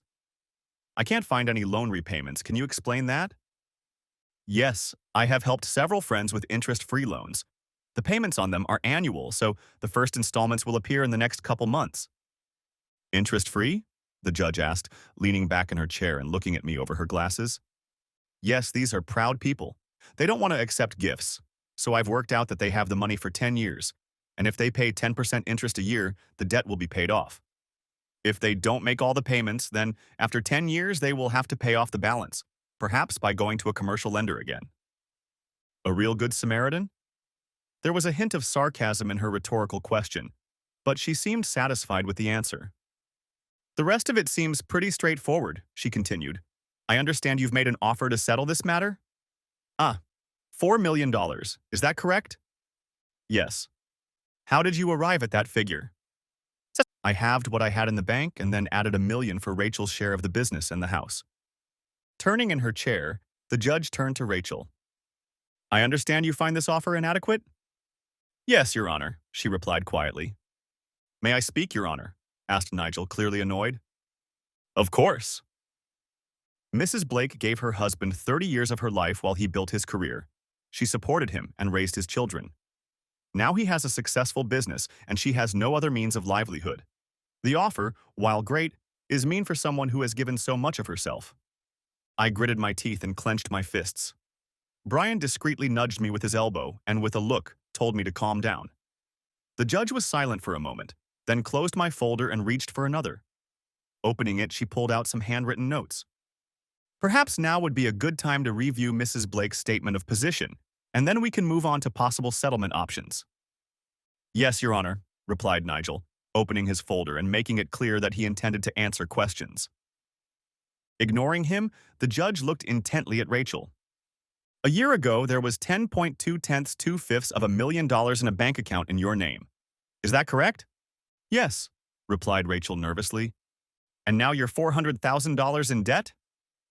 Yes, Rachel squeaked. Nigel cleared his throat and the judge looked at him. He raised his hand as a sign that he wanted to speak. If you must, Mr. Kerr, but don't make me regret it, the judge said humbly. No, Europe is going through a severe recession right now, and real estate values are plummeting. My client asked her husband for some money to help him for Christmas, but he refused. Nigel gave me a smug grin. I was tempted to stick out my tongue to give him a juvenile response. As it turned out, the judge wiped the smile off his face. Given her track record, I shouldn't be surprised. That elicited laughter from Brian and me. Mr. Kerr, since you are the source of all knowledge about the recession in Europe, could you explain something to me? How? After spending, by my calculations, $1,250,000 on a house that the court got from your client under the sad pretext of a financial statement, it ends up costing less than you paid for it. Nigel glanced down at his notes and shifted uncomfortably in his chair. He was clearly used to acting as an attacker rather than a defender. As I said, Your Honor, the recession in Europe has been very bad for luxury real estate. I know that, but wasn't there a depression when Mrs. Blake was buying real estate? The judge seemed to share my disbelief. I can only base this on the valuation we got from a very reputable valuation company. Nigel took his fallback position. Okay, let's go to 2 payments of $2.5 million each for a 75% stake in an investment company that this reputable valuation firm says is worth only $750,000. $5 million to $750,000? Doesn't that cross the bounds of credibility? I can only refer, Your Honor, to my previous answer, that those estimates were made by a reputable appraisal firm. Nigel felt embarrassed. The judge hummed and closed the folder. She glanced at her watch, then stacked the folders on top of each other again. It's 11 o'clock, and I have another case, so we'll take a break. We'll reconvene in 2 hours at 1 o'clock, and I'll listen to all of your settlement proposals. Mrs. Blake, I suggest you consult with your legal team about the settlement offer, because I think it's generous. The judge stood up and we followed suit as she walked out the door. Rachel and Jacques secluded themselves with their legal team, while Brian and I watched. After a brief discussion, Rachel, Jacques, Nigel, and his junior solicitor left, leaving the solicitor alone with the briefing, who approached us. $4 million is unacceptable. We think 7 is closer to the target. He didn't wait for a response and simply walked out following the others, leaving us with our mouths hanging open. I looked at Brian and he shrugged. At least we know they'll appeal whatever the judge decides. If I'm not mistaken, she won't award anything close to 7. I think we have a couple hours to kill time. Would you like to grab a bite to eat? Oh, yes, especially if you're paying. We left the courthouse and walked down the street until we found a cafe that looked pretty decent and took a table. I checked my phone and saw 5 missed calls and 2 texts. I had put it on silent mode during the hearing. Going into the call log, I saw it was Mandy, but I didn't look at the messages, instead dialing her number directly. It wasn't until a sleepy voice answered me that I realized it was midnight. "I'm sorry, I didn't look at the time," I whispered. "That's okay. I was trying to stay awake," she yawned. "I have something that might help you." "Great, so what did you find?" I tried not to sound too needy. "The appraisal company that did the appraisal is dishonest. I didn't notice it right away, but it was so obvious that my investigator pointed it out right away. There is a solid valuation company called Catel Valuations. It is one of the top 8 in France and based in Paris. However, if you look at the appraisals you received, they are from Capella Valuations. They practically copied another company's logo, except for very subtle changes. So it's supposed to look like the real deal? Exactly. Anyway, we did a little digging into Capella Valuations and suddenly an old friend's name came up. I assume you're talking about Jacques? His name stuck in my throat. Great guess. It's him and one of his cousins from Belgium. The cousin is the one who signed the appraisals. That's what I thought. It just didn't look kosher. It gets even more comical. You want to guess the cousin's occupation? My silence let her know I didn't. He's a butcher. She laughed hard, but I didn't find it funny. Can you send me the paperwork to prove it? Already sent it. It should be in your mailbox. Damn, I never bought an iPad. I'll have to try to connect to the internet at the courthouse. So did I make it on time? No. Yeah, we had our first hearing at 10 o'clock, but we have to go before the judge again in an hour and a half. How's it going? Good, I think. I looked across the table at Brian, and he gave me a thumbs up. Let me know how it turns out, but next time wait until a reasonable hour. We both laughed, said our goodbyes, and disconnected. I logged into my email on my phone, and Brian looked at me expectantly. Don't leave me in the lurch, buddy. What did your contact find out? It turned out to be just as we suspected. The estimates are off the mark. I have some proof in my mailbox, but I can't print it out. Do you think we could find a place to make a copy? I asked frustratedly, trying to enlarge and read the documents on my phone. You remember Bomber Johnson from high school?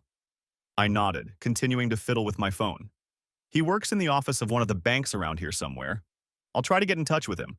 Otherwise, we can try the sheriff's office at the courthouse. I wanted to get up from the table, but he gestured for me to sit down. We still have plenty of time. Let's eat first, he said, looking at the menu. We placed our order and I began to devour it, which only frustrated me more as Brian took his time, savoring every bite. The waiter came over to pick up our plates and asked if we wanted the dessert menu. My look advised Brian not to push his luck, and we went in search of the Johnson's bomber. It was a failure, but the kind clerk at the sheriff's office let me use her computer, and we made 3 copies of Mandy's report. It was very detailed and contained copies of various forms and names and a letter from the real appraisal company saying they had nothing to do with it.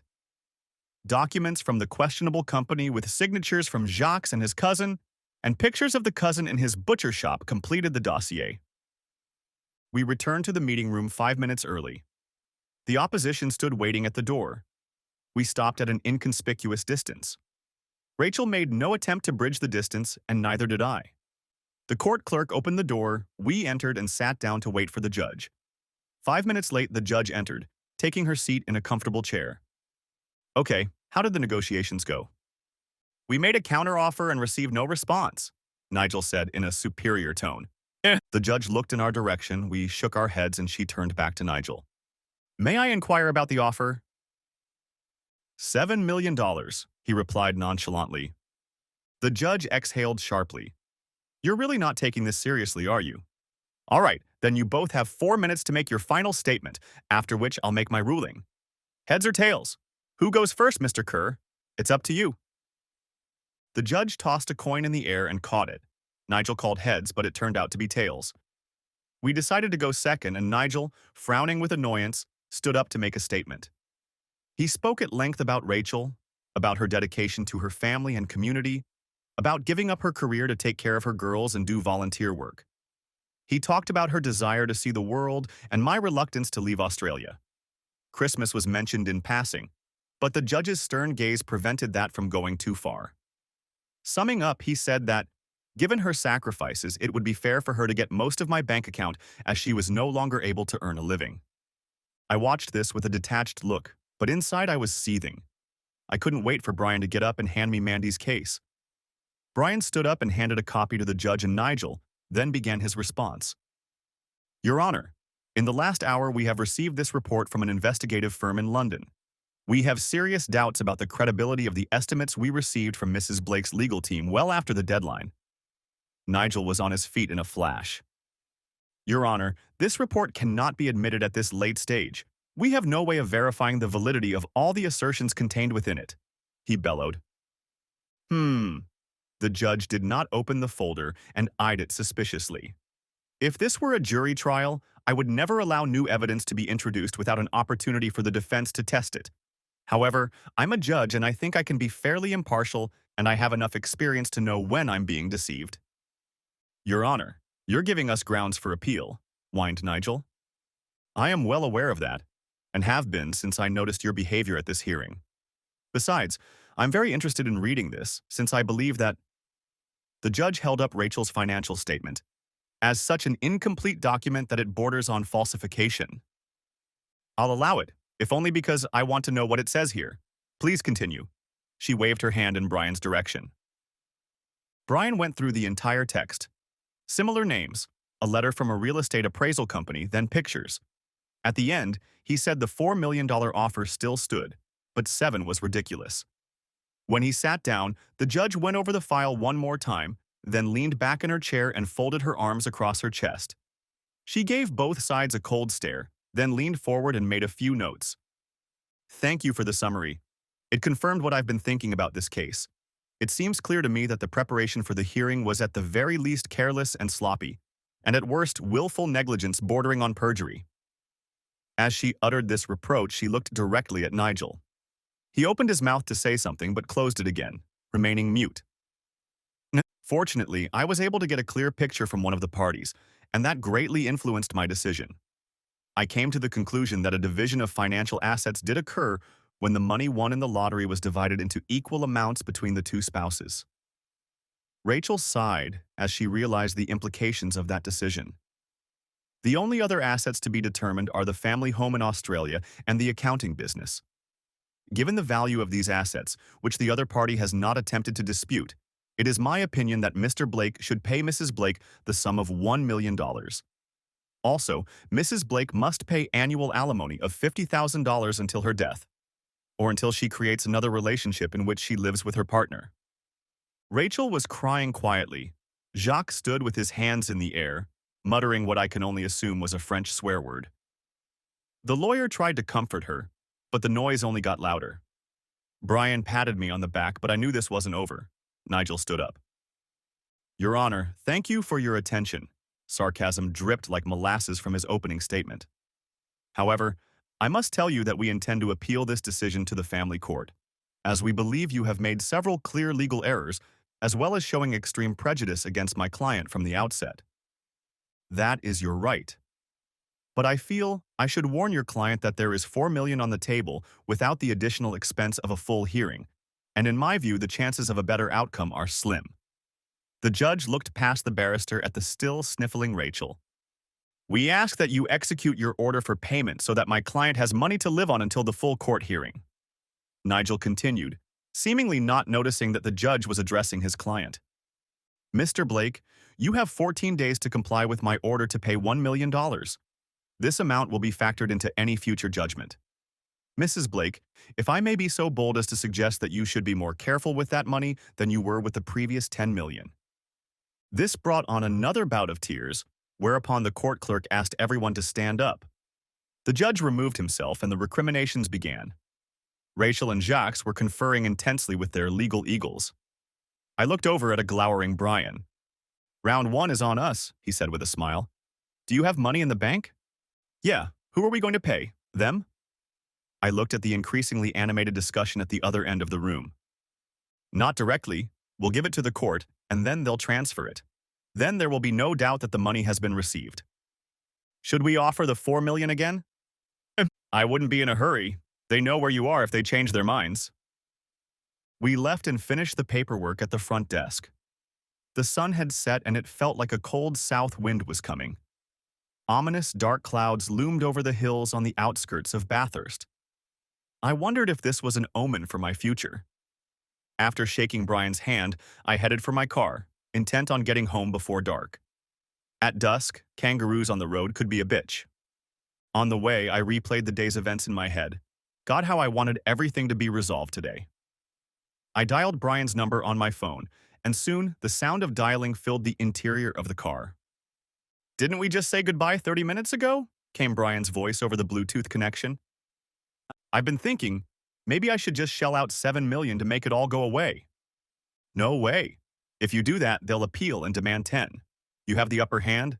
Don't let them even make a peep. Okay, I just didn't enjoy today, you know? I struggled to find the words to express my desire not to go back to court. Don't worry, buddy. You won today. It could have been a lot worse. Go home, have a beer, and celebrate. The phone disconnected. I was alone with my thoughts again. Perhaps this was exactly what I was dreading. Coming home to a dark, empty house. Not the best place to celebrate. I continued driving in a somber mood, wondering how things had gotten to this point. I got home before 5, so I stopped by the office to see if anything required my attention. While I was gone, everything went according to plan, so after quickly checking messages, I headed outside to get something for dinner.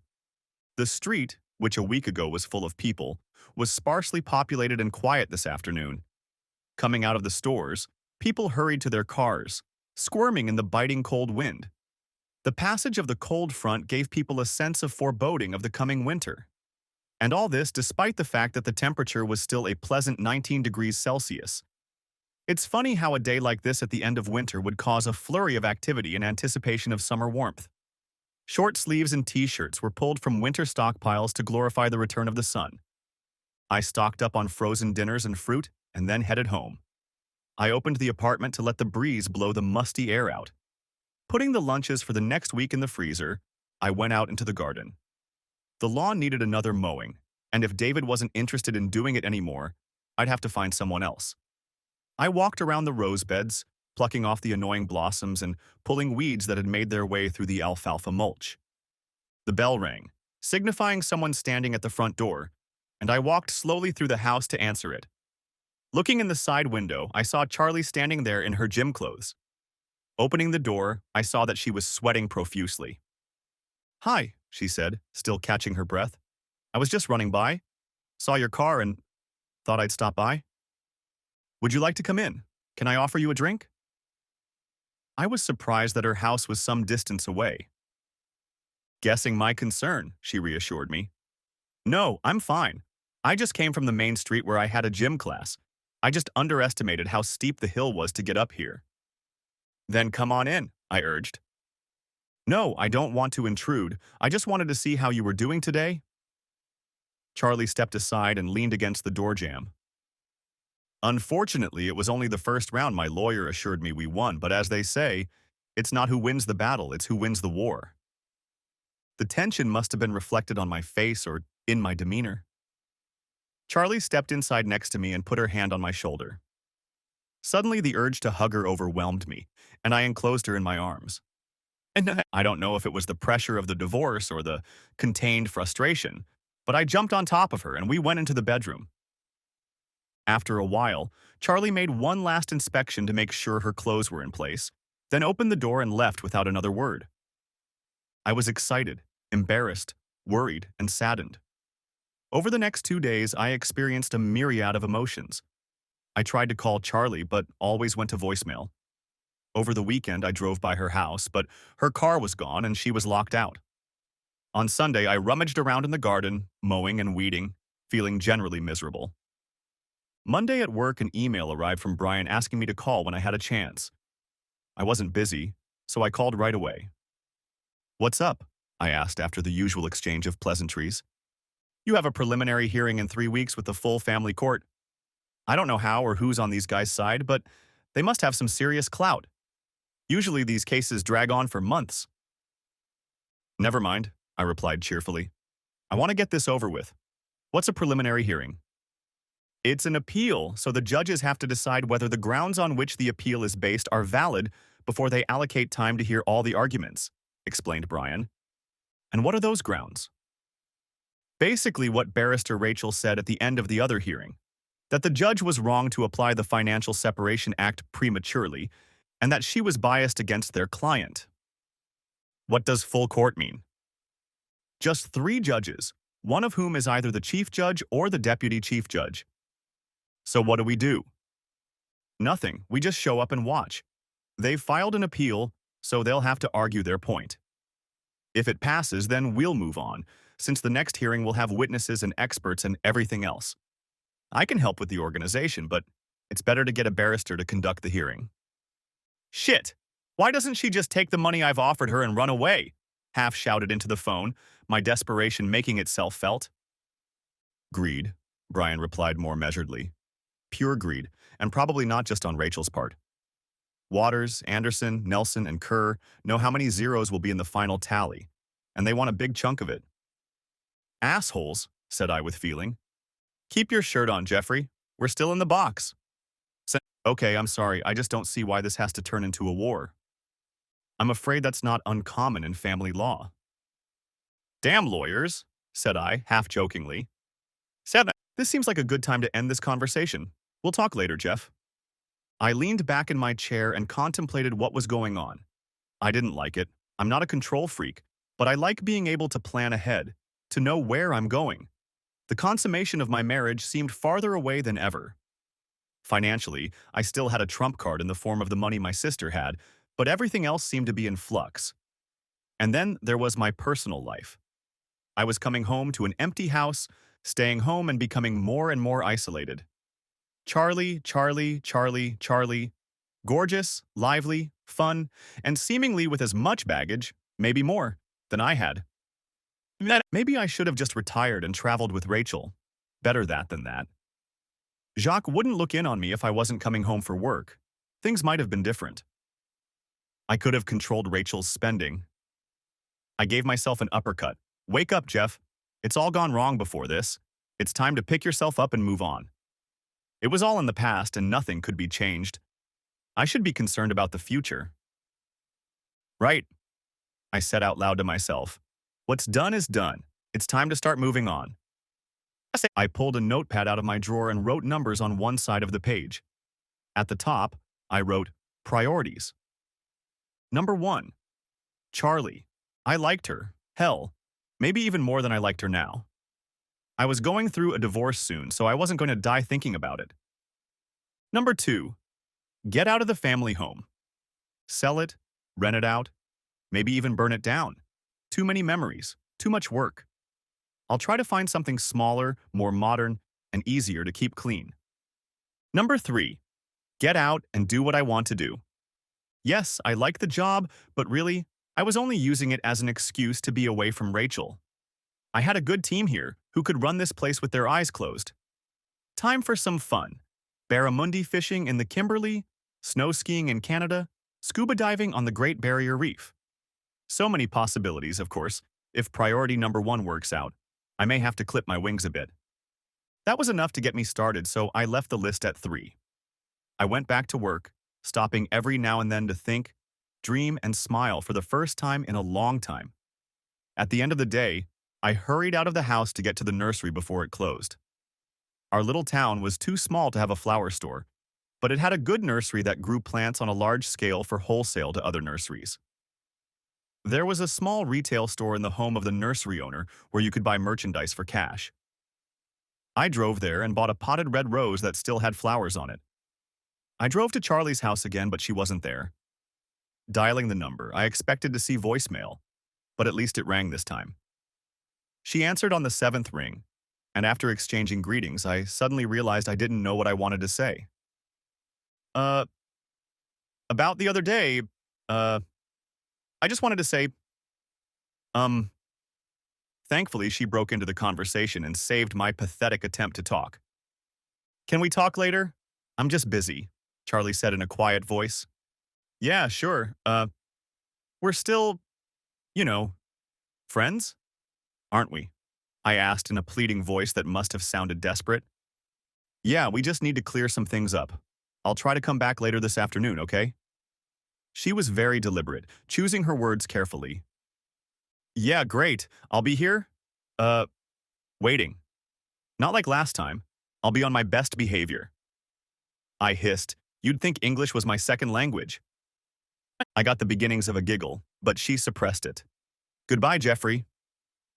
Running home, I showered, changed my clothes, looked in the mirror, and changed again. After tidying up, I put a bottle of wine on ice and sat down to wait. I flipped through the local newspaper lying on the front lawn, read a few emails on my iPad. An hour and a half later, I had given up and was cooking a frozen dinner in the microwave when the doorbell rang. I almost broke into a run, but managed to limit myself to a brisk walk. It was Charlie, and she was holding a white rectangular box. Opening the door, she smiled hesitantly at me, and I stepped back and let her in. We walked into the kitchen and she placed the box on the table. She opened it and turned it towards me. It was a cake. Said, "It's a peace offering. I'm sorry I haven't returned your calls." Charlie lowered her eyes nervously. I pointed to the rose on the dining room table. "This is my peace offering, and I apologize for attacking you that day." We stood on either side of the kitchen bench. I suppose it served as a sort of neutral zone. Charlie glanced at the rose, then back at me. "I don't think you were the only one attacking." A hint of a smile appeared. "May I offer you a drink? Wine? Coffee? Water?" I asked, trying to be a good host. "Wine would be nice." I poured 2 glasses and took them into the living room where Charlie was sitting. Handing her 1 glass, I wasn't sure where to sit. Instinct told me to sit in one of the chairs across from her, but I overcame my common sense and sat next to her. "I need something. I want—" We both started to speak, then stopped, and I held up my hand. "Can I go first?" I asked, realizing that I needed to speak first so I wouldn't chicken out. Charlie nodded. Said, "I just want to say that I've been doing a lot of thinking the last few days. I like you a lot, even more than a lot. I've been looking for excuses, my messy divorce, the fact that you're recently widowed with a teenage son, and the age difference, but I've decided it doesn't matter. I don't want to miss the chance that we could spend the rest of our days together because of a what if." Charlie put her hand on mine. She smiled and I felt tears come to my eyes. "You're a beautiful woman, and you deserve better than a boring old accountant, but I want you to give us a chance because I think we could be great together." The tears didn't come, but I still wanted to cry. It seemed like the biggest thing I'd said about my feelings to another person in my entire life. "Are you done?" asked Charlie, and I nodded. She reached out and put her hand on my cheek to comfort me. "Ever since John died, I haven't had any feelings for any man. The thought of being with someone else seemed like the height of betrayal to me, and even worse to my son. Last week, a lot of things I had been trying to suppress came to the surface. It scared me. It really scared me to death. I needed to get away to collect my thoughts, so I took David and we rented a cottage in a caravan park on the coast. He was so furious." A sad smile played on her lips at the memory. "He had some sporting event he wanted to go to. That's when I realized that David has more of a life than I do. I just work, cook, and clean for him. Take him wherever he wants to go, and what about me? That day you took me to the races? It was the first time I'd done anything for myself since John died. Did you know his clothes are still in the closet in our room?" I shook my head. She was getting more and more upset. I wanted to hug her, but I think she needed to talk it out. "That's what I did today. I took another day off and went through his clothes, sorting them into David's pile, the charity store pile, and the junk pile. It was hard, but I found something. A letter he must have written before he went into the hospital for the last time." She pulled the crumpled note from her pocket. Tears ran down her cheeks as she held it out to me, and I took it and opened it. "My dear C, I put this in my closet for you to find when it was time to move on with your life. I didn't want to give it to you because you might think I had given up. You've kept me afloat for 2 years longer than the doctors anticipated, but I'm a realist and think my time is near. I wrote this note to tell you how much I love you. I haven't always shown it. And being a man, I'm damn bad at saying it. I was so lucky to be able to spend the last 10 years with you. When I'm gone, don't mourn me for too long. You are such a special person. You deserve happiness and joy after the hardships of the last 3 years. Somewhere out there, someone will make you smile and laugh again like you used to. David is going to need a man by his side at some point. I know you're a great mom and will do fine on your own, but don't be afraid to try again. Now that I am gone, please know that I was happy at the end of the day. I would have loved to grow old with you, but it wasn't meant to be. I'm just glad I got to spend so much time with such a wonderful person. Love. John. I was already crying, Charlie was still crying. We hugged each other and sobbed. She pulled away first, sitting up and pulling herself together. I'm sorry. I never realized what I wanted to say. Over the weekend, I decided I wanted to live my life. When I got home, I saw the house for what it was, a shrine to John. That's why I started packing up his things. And when I read the note, something struck me in his words. She took the note from my hands and opened it again. Somewhere in there, someone will make you smile and laugh again. She looked up at me again. You made me smile and laugh again, even when I was broke and scrubbing your bathroom before school. I looked forward to you coming home and sitting down at the table to eat together. So I guess what I'm saying is that I want us to make it work too. We hugged and held each other for a long time.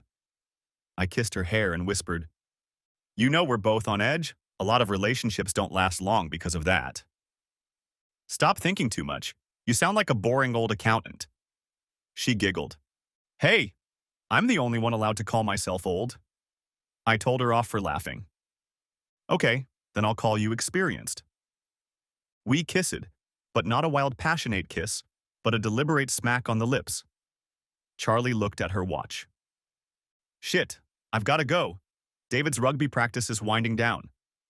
She got up to leave, but I held her hand. Are you free Friday night? No, you're taking me to an awesome place for dinner. I smirked. She gave me a satisfied look. Have you told David about this yet? We had a conversation on the way home from the coast. I told him that I would always love his father, but now he's gone and I'm ready to try another relationship. And what did he say? I asked with more than passing interest. Like all teenagers say, he shrugged and said he didn't care. He asked if I had someone in mind.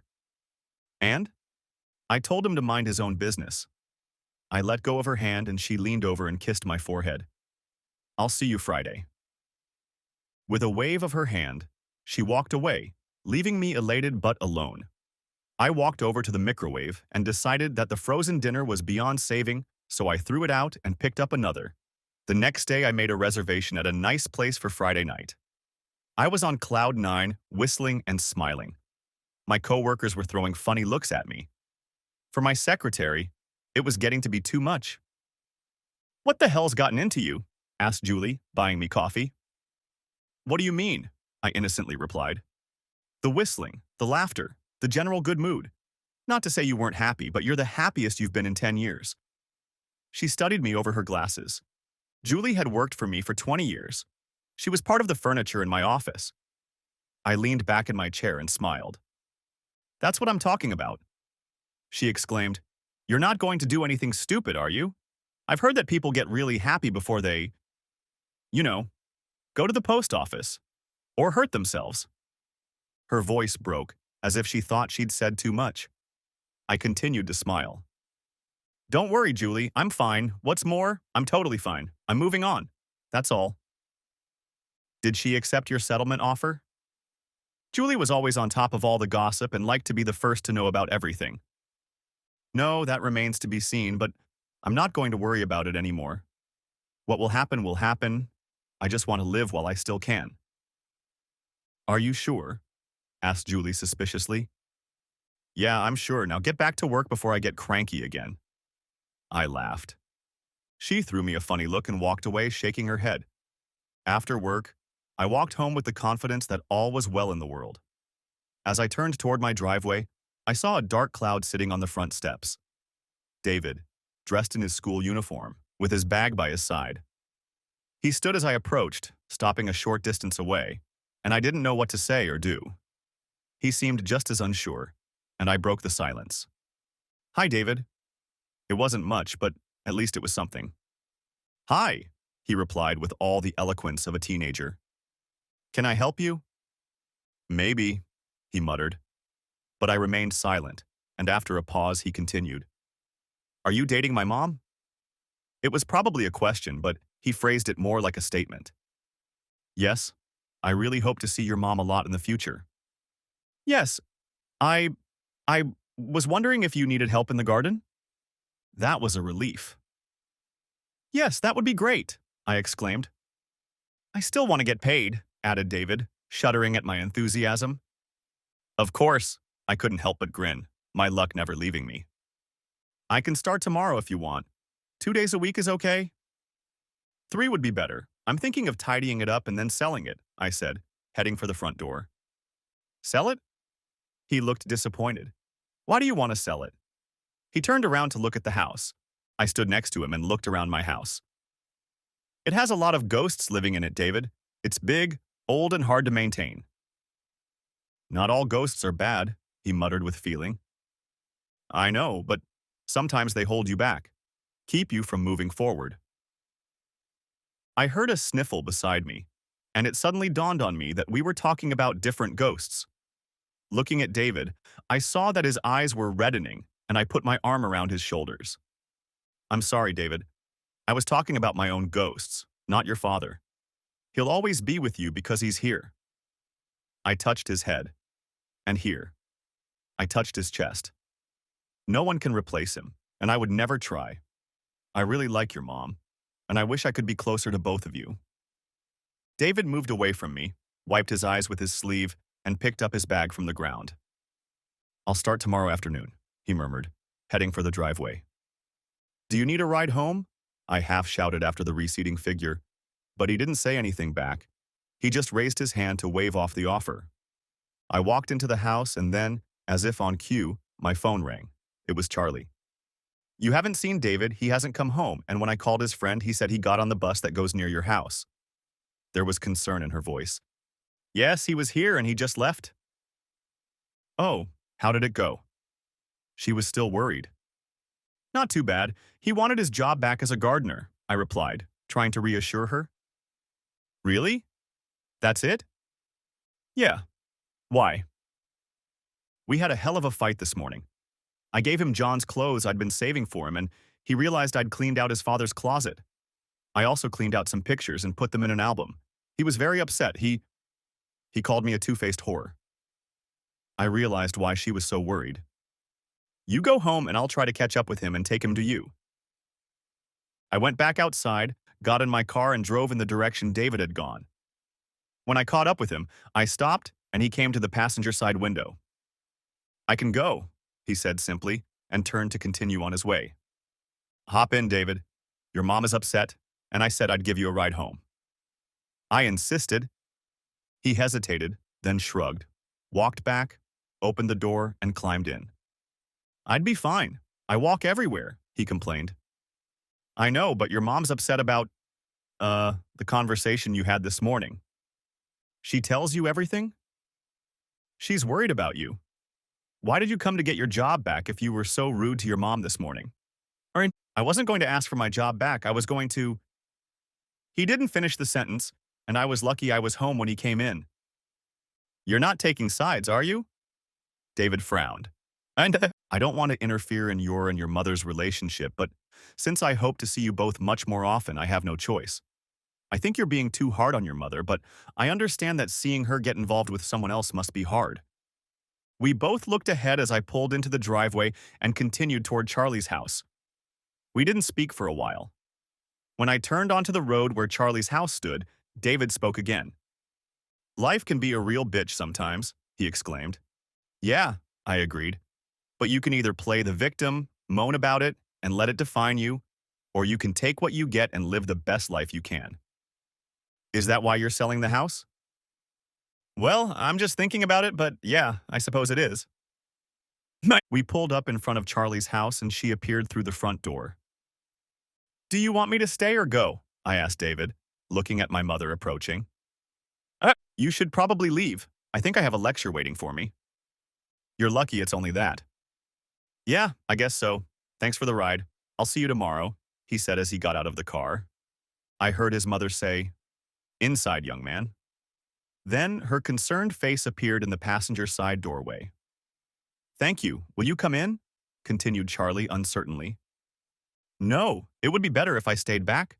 Don't be too hard on him. I think he regrets this morning." "I suppose I'll find out, but are we still going out Friday night?" "The restaurant is booked and I'm already drooling," I said enthusiastically. "For the food or for me?" asked Charlie with a dazzling smile. "Take your pick." "Get out of here before I arrest you," said Evan. "How did you guess I was thinking of something illegal in some states?" I asked with a laugh. "Get out now, before I make you go inside and be a ref." Charlie closed the car door and waved at me with a smile. For the next 2 days, David came over to my house after school. He did light gardening chores, mowing, edging, and raking leaves. Apparently, he and his mother had made a truce. I didn't ask, he didn't tell. Before he left Thursday night, we discussed what else needed to be done. I really wanted to repaint the garden fence, and also wood-clad the windows on the outside of the house. David agreed, and we made a list of what would be needed to get the job done. I was about to drive him home when my cell phone rang and my sister's name popped up on the screen. "Excuse me for a second." David nodded and walked over to the car. "Hey sis, what's up?" I asked with some trepidation. "I was just contacted by an associate of Waters, Anderson, Nelson, and Kerr. They have a court order, and I'm supposed to testify regarding Mistcal Pitai Lentid." "Shit," I spat. "Well, I suppose that's to be expected. Did you find the phone records?" "Yes, I have all of those. I'll meet with them next Monday," she replied nonchalantly. "Do you want me to get my own lawyer?" "No, I'll have my own lawyer. It will look more suspicious if I have yours." "Don't worry, brother. I can handle those legal types myself." "Okay. Is everything else okay?" "Yeah, sure, but I gotta run. I'm late for gym class. I'll call you over the weekend." She disconnected, leaving me anxious and worried. I walked to the car where David was waiting for me in the passenger seat. "Is everything okay?" asked David as I got in. "Maybe, but it's just a family thing, so you have nothing to worry about," I replied, brushing off his concern. "Wait a minute. Doesn't this concern me?" David reacted more negatively than I expected. "Oh, yeah, I guess it does concern you. It's just news about the upcoming separation appeal hearing." "Bad news?" "I hope not, but I'll know more in about 11 days. I don't think he was satisfied with the answers, but he spent the rest of the drive home calmly. Charlie was at a staff meeting, so she wasn't home when I dropped David off. I texted her to make sure she was still okay for the next night, and she replied that she was looking forward to it. On Friday morning, I met Brian during the morning tea break to inform him that the opposition were looking at Miskal Lanid. "Look, Jeff, if you stick to your side of the story, you'll be fine. You were still living with Rachel at the time, so they'll have to prove that you planned the whole thing long before to claim you were hiding the money." He threw me a questioning look. "Did you ever mention giving money to your sister?" "No, she and Rachel didn't always see eye to eye, so I wasn't going to get into a fight. Besides, I did try to hide the money, but not for a future divorce, just so Rachel couldn't divert it to some extravagant scheme," I explained. "It's best not to admit it in court, Jeff. It won't go away." "I wasn't going to say that," said I, defensively. "Okay, have your sister's attorney send me a copy of her deposition when it's ready, and we'll go over it next week." The rest of the weekend, I was preoccupied with the deposition. There was a brief respite at dinner with Charlie on Friday night, but I was distracted and she picked up on that. I explained that the divorce was going through a rough patch and she didn't escalate things any further. David came over Sunday afternoon to start painting, but I mostly stayed home. Monday morning, I had a hard time concentrating on work, and at lunchtime, I sent my sister a text message wishing her luck. By 3 o'clock, I was climbing the walls. I didn't hear from my sister until 5, and by then I was considering getting in the car and driving the 3 hours to town. After the formalities, I got right down to business. "What's wrong?" I asked, trying not to get too excited. "Nothing much, big brother. It only took 30 minutes. "Why didn't you call sooner?" I asked, unable to hide my irritation. "It was just a deposition, not a cross-examination. They just got my version of events, and then no doubt they'll try to find a gap or frame you if the case goes to a hearing." "I know that, but what were they asking about? Do they know about the 10 million? My voice was becoming shrill. Calm down, Jeffrey.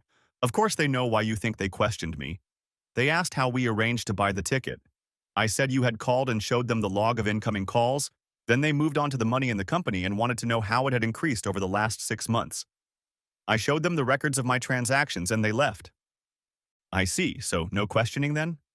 No, it was very businesslike. They got my history, copied my paperwork, and left. Can you send a copy of the transcript to Brian? Already sent it, Jeff. It should be in his mailbox. I have to fly to my big brother's house. I'm going out to dinner tonight. Bye. She disconnected, and I grabbed my coat and headed out the door and headed to Brian's office. Unfortunately, he was in court that day and didn't return, so I had to wait until the next morning to read the transcript. Brian was happy with my sister's answers and felt that our position was defensible. I was a little happier, but still wanted it all to be over. So, on Wednesday and Thursday, I had dinner with Charlie and David. We went back to our old routine. David would work at my house after school, and Charlie would come over later with dinner. Things were a little different. Charlie and I could feel the beginnings of our relationship. It was different the second time around, especially with the boy in the center. Oh, Charlie giggled. Looks like I should organize a sleepover for David this weekend. Sounds like a great idea, I replied enthusiastically before kissing her again. Maybe you'll be too busy with your divorce. Maybe we'll leave it until it's over. No way. If you don't stop this, you'll end up at the door again. Promises, promises, Charlie laughed, breaking free from my clutches. I'll let you know how I get on this weekend. She waved me off and left. The next day at 10 o'clock, my secretary came in and said Charlie was outside and wanted to see me. The dreary day brightened until I saw the look on her face. She had an envelope in her hand, which she held out to me. I recognized the logo in the upper left corner. They were wankers. They wanted her loan application. During the rest of the day, other friends of mine who I was helping called, as they too had received letters. A caravan is coming to town next week for a deposition, and they were all asked to come to a conference room at the local ex-servicemen's club on Tuesday. Some of them, including Charlie, feared that what I was doing was illegal. I assured them it wasn't, and then called my attorney to make sure it was. Don't worry, Jeff. You've already documented all of this. They're just racking up billable hours. Add travel and lodging to that, and the bill gets bigger, and with it their profits. Despite assurances that it had marred Charlie and I's weekend, we were both thrilled. As it turned out, we made a mountain out of a tiny hill. Each person spoke to the lawyers for only 10 minutes. They simply asked how much and when are you going to pay back. It could have been done over the phone, but apparently Brian was right. It's all about maximizing the bill. With that drama over, I turned my attention to the appeal authorization hearing, and they turned out to be a pretty dismal affair as well. Rachel was not present, and her attorneys made their arguments while the judges asked a few questions and took notes.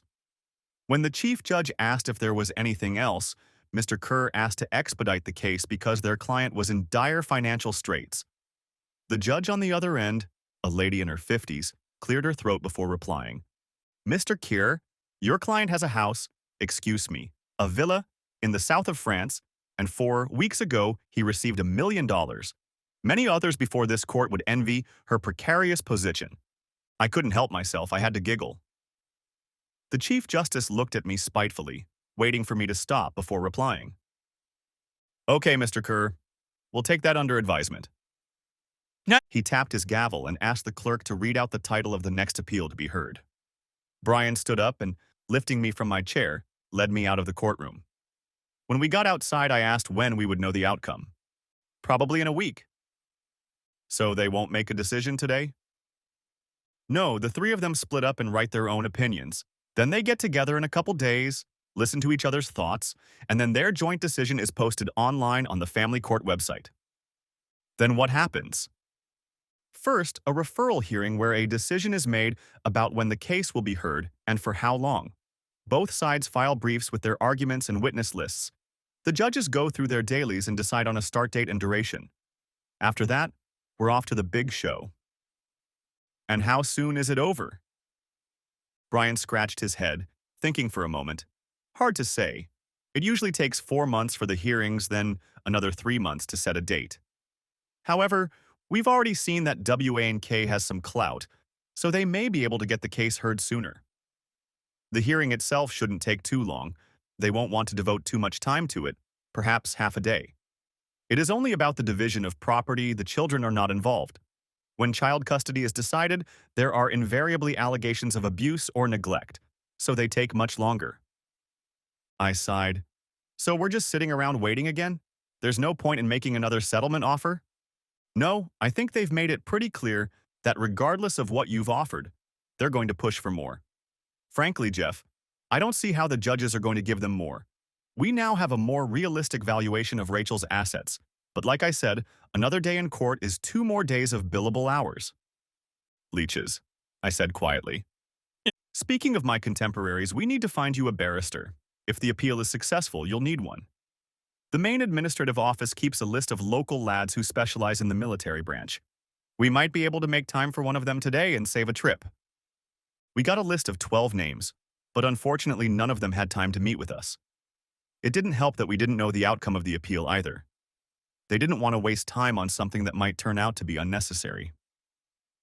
So I headed home, and as I pulled into the driveway, I saw David painting. I waved him off and went into the house to change into a suit. I came out of the house in my old clothes just as Charlie was walking down the driveway. I waited for her at the door. We hugged, then kissed again. I saw David lift his head and hastily look away. He was still having a hard time, but he didn't show any hostility. "How did it go today?" asked Charlie as we remained in a tight embrace. "I'll tell you in a week." She threw me a questioning look. "We have to wait for them to decide," I explained. "And then it'll be over?" asked Charlie hopefully. "No, Brian thinks they'll accept the grounds of appeal. Then we'll move on to a hearing where they'll decide when to hear the appeal, and then hopefully it'll be over." Oh my God. My head hurts just thinking about it. Charlie held out the shopping bag. "I bought fish for tonight's dinner. I can't have you getting fat eating all that takeaway food. Do you want to come in and talk while I cook?" I was just about to help David. "Okay then," she replied glumly. "I'll call you when it's ready." After dinner, David excused himself and went outside, playing with his phone. Charlie got up and started putting the plates away. I helped carry them into the kitchen. Charlie was about to start packing the dishes into the dishwasher when I stopped her. "Why don't you move in with me?" Charlie looked unsure. "Come on, you're here a lot anyway. I feel like I'm taking advantage of you." "Are you taking advantage of me, or do you want to take advantage of me even more?" She got very defensive. It wasn't the reaction I was expecting. "Come on, I thought—" Charlie interrupted me. "You thought you'd like it if someone cooked, cleaned, and did your laundry for you?" "No, that's not it at all." "Oh, I forgot, maid by day and whore by night." "Of course not. I never would have thought that. Come on, Charlie, where did that come from?" I was shocked. Charlie sighed. "I'm sorry, maybe that was a bit harsh, but I'm not your wife, Jeff. I feel a little unappreciated. I cook a lovely dinner for you, but I get no thanks and hardly any help. You're supposed to court me. Flowers, compliments, little surprises. Hiya. I'm sorry, Charlie, I'm a little tired of this relationship, and then there's the divorce and—" Charlie's eyes flashed again. "Come on, Jeff. You're not the only one with stress in your life, and you're puffed up. Do you even know what a woman wants? No wonder Rachel ran away as soon as someone showed her some attention." She ran out, slamming the front door, leaving me stunned. I heard the car start and back up before it roared loudly and disappeared into the street. I remained standing looking at the closed door. David came in from the garden. "Was that Mom?" he asked. "Yes." "What happened?" "I asked her if she wanted to move in with us, and—" "That didn't go well," David finished for me. "I guess you could say that," I replied, still looking down the hallway. "How am I going to get home?" asked David with a smirk. "Oh, I'll give you a ride, I guess." "So she's not coming back tonight?" "Somehow I don't think so. I'll just put these plates away and then I'll drive you." I drove David home. Charlie's car was parked in the driveway, which meant she was home. David invited me in, but I declined. "Chicken shit," he mocked me, then got out of the car and walked up the driveway.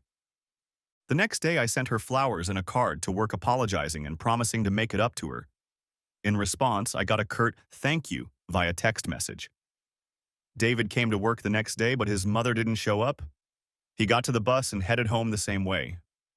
I picked up the phone several times to call her, but couldn't think of what to say. That evening, I had an idea.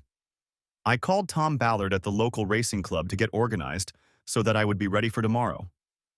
At 3:30, I was in the parking lot at the high school, leaning against Charlie's car. I watched her walk out of the school, juggling a stack of books and trying to find her car keys in her bag. When she found them, she was halfway to the car and looked up and noticed me standing next to her. She didn't stop and run, for which I was grateful, but she slowed her step, looking at me suspiciously. "Jeffrey," she greeted curtly. Hi, I was wondering what you're doing tomorrow afternoon." "I haven't decided yet." She was still icy. "So, would you do me the honor of accompanying me to the Mandrabar picnic horse race?" I half bowed, holding out my ticket to her. She took it from me and examined it. "I'll think about it. What time could you pick me up?" There was still no sign of a thaw. 10:30. "Don't be late this time," she said as she passed me, but I caught a hint of a smirk. She got into her car, leaving me standing still. I walked over to my car, and as I was getting in, my phone beeped. It was a text from Charlie. "Better, but we'll see how you do tomorrow."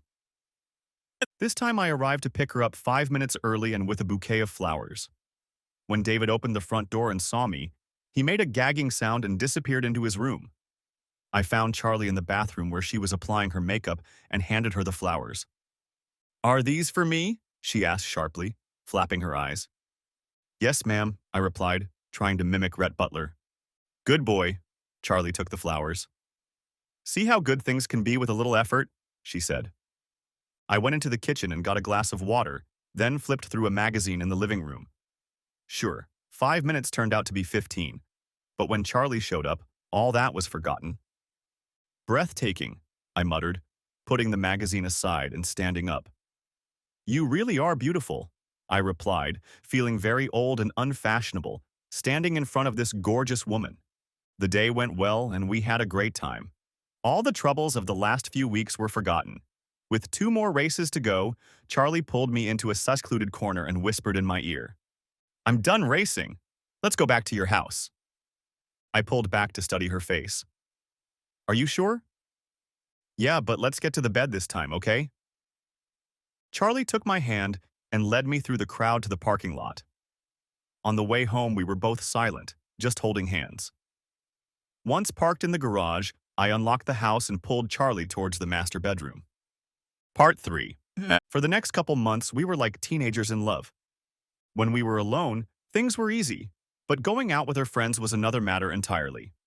I felt very old going to receptions with couples in their 30s. Charlie stayed close, which helped, but I still felt like they were curious about what she was doing to me. On the other hand, it was a lot easier because I didn't have many close friends. More acquaintances or business associates, and Charlie charmed them all, and I got a lot of admiring glances.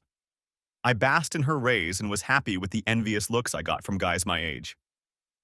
We spent weekends together, and sometimes, if she had a free afternoon, she would bring lunch to the office. Sometimes I'd get to have dessert there, if you know what I mean. Not even a phone call from Brian informing me that the motion to appeal had been granted could spoil my good mood. Once again, W.A. managed to get the hearing rescheduled. Moreover, the chief judge ruled that there was no need for a hearing and scheduled the appeal for 4 weeks. We arranged to meet the barrister in Canberra and spent the morning with him studying the case.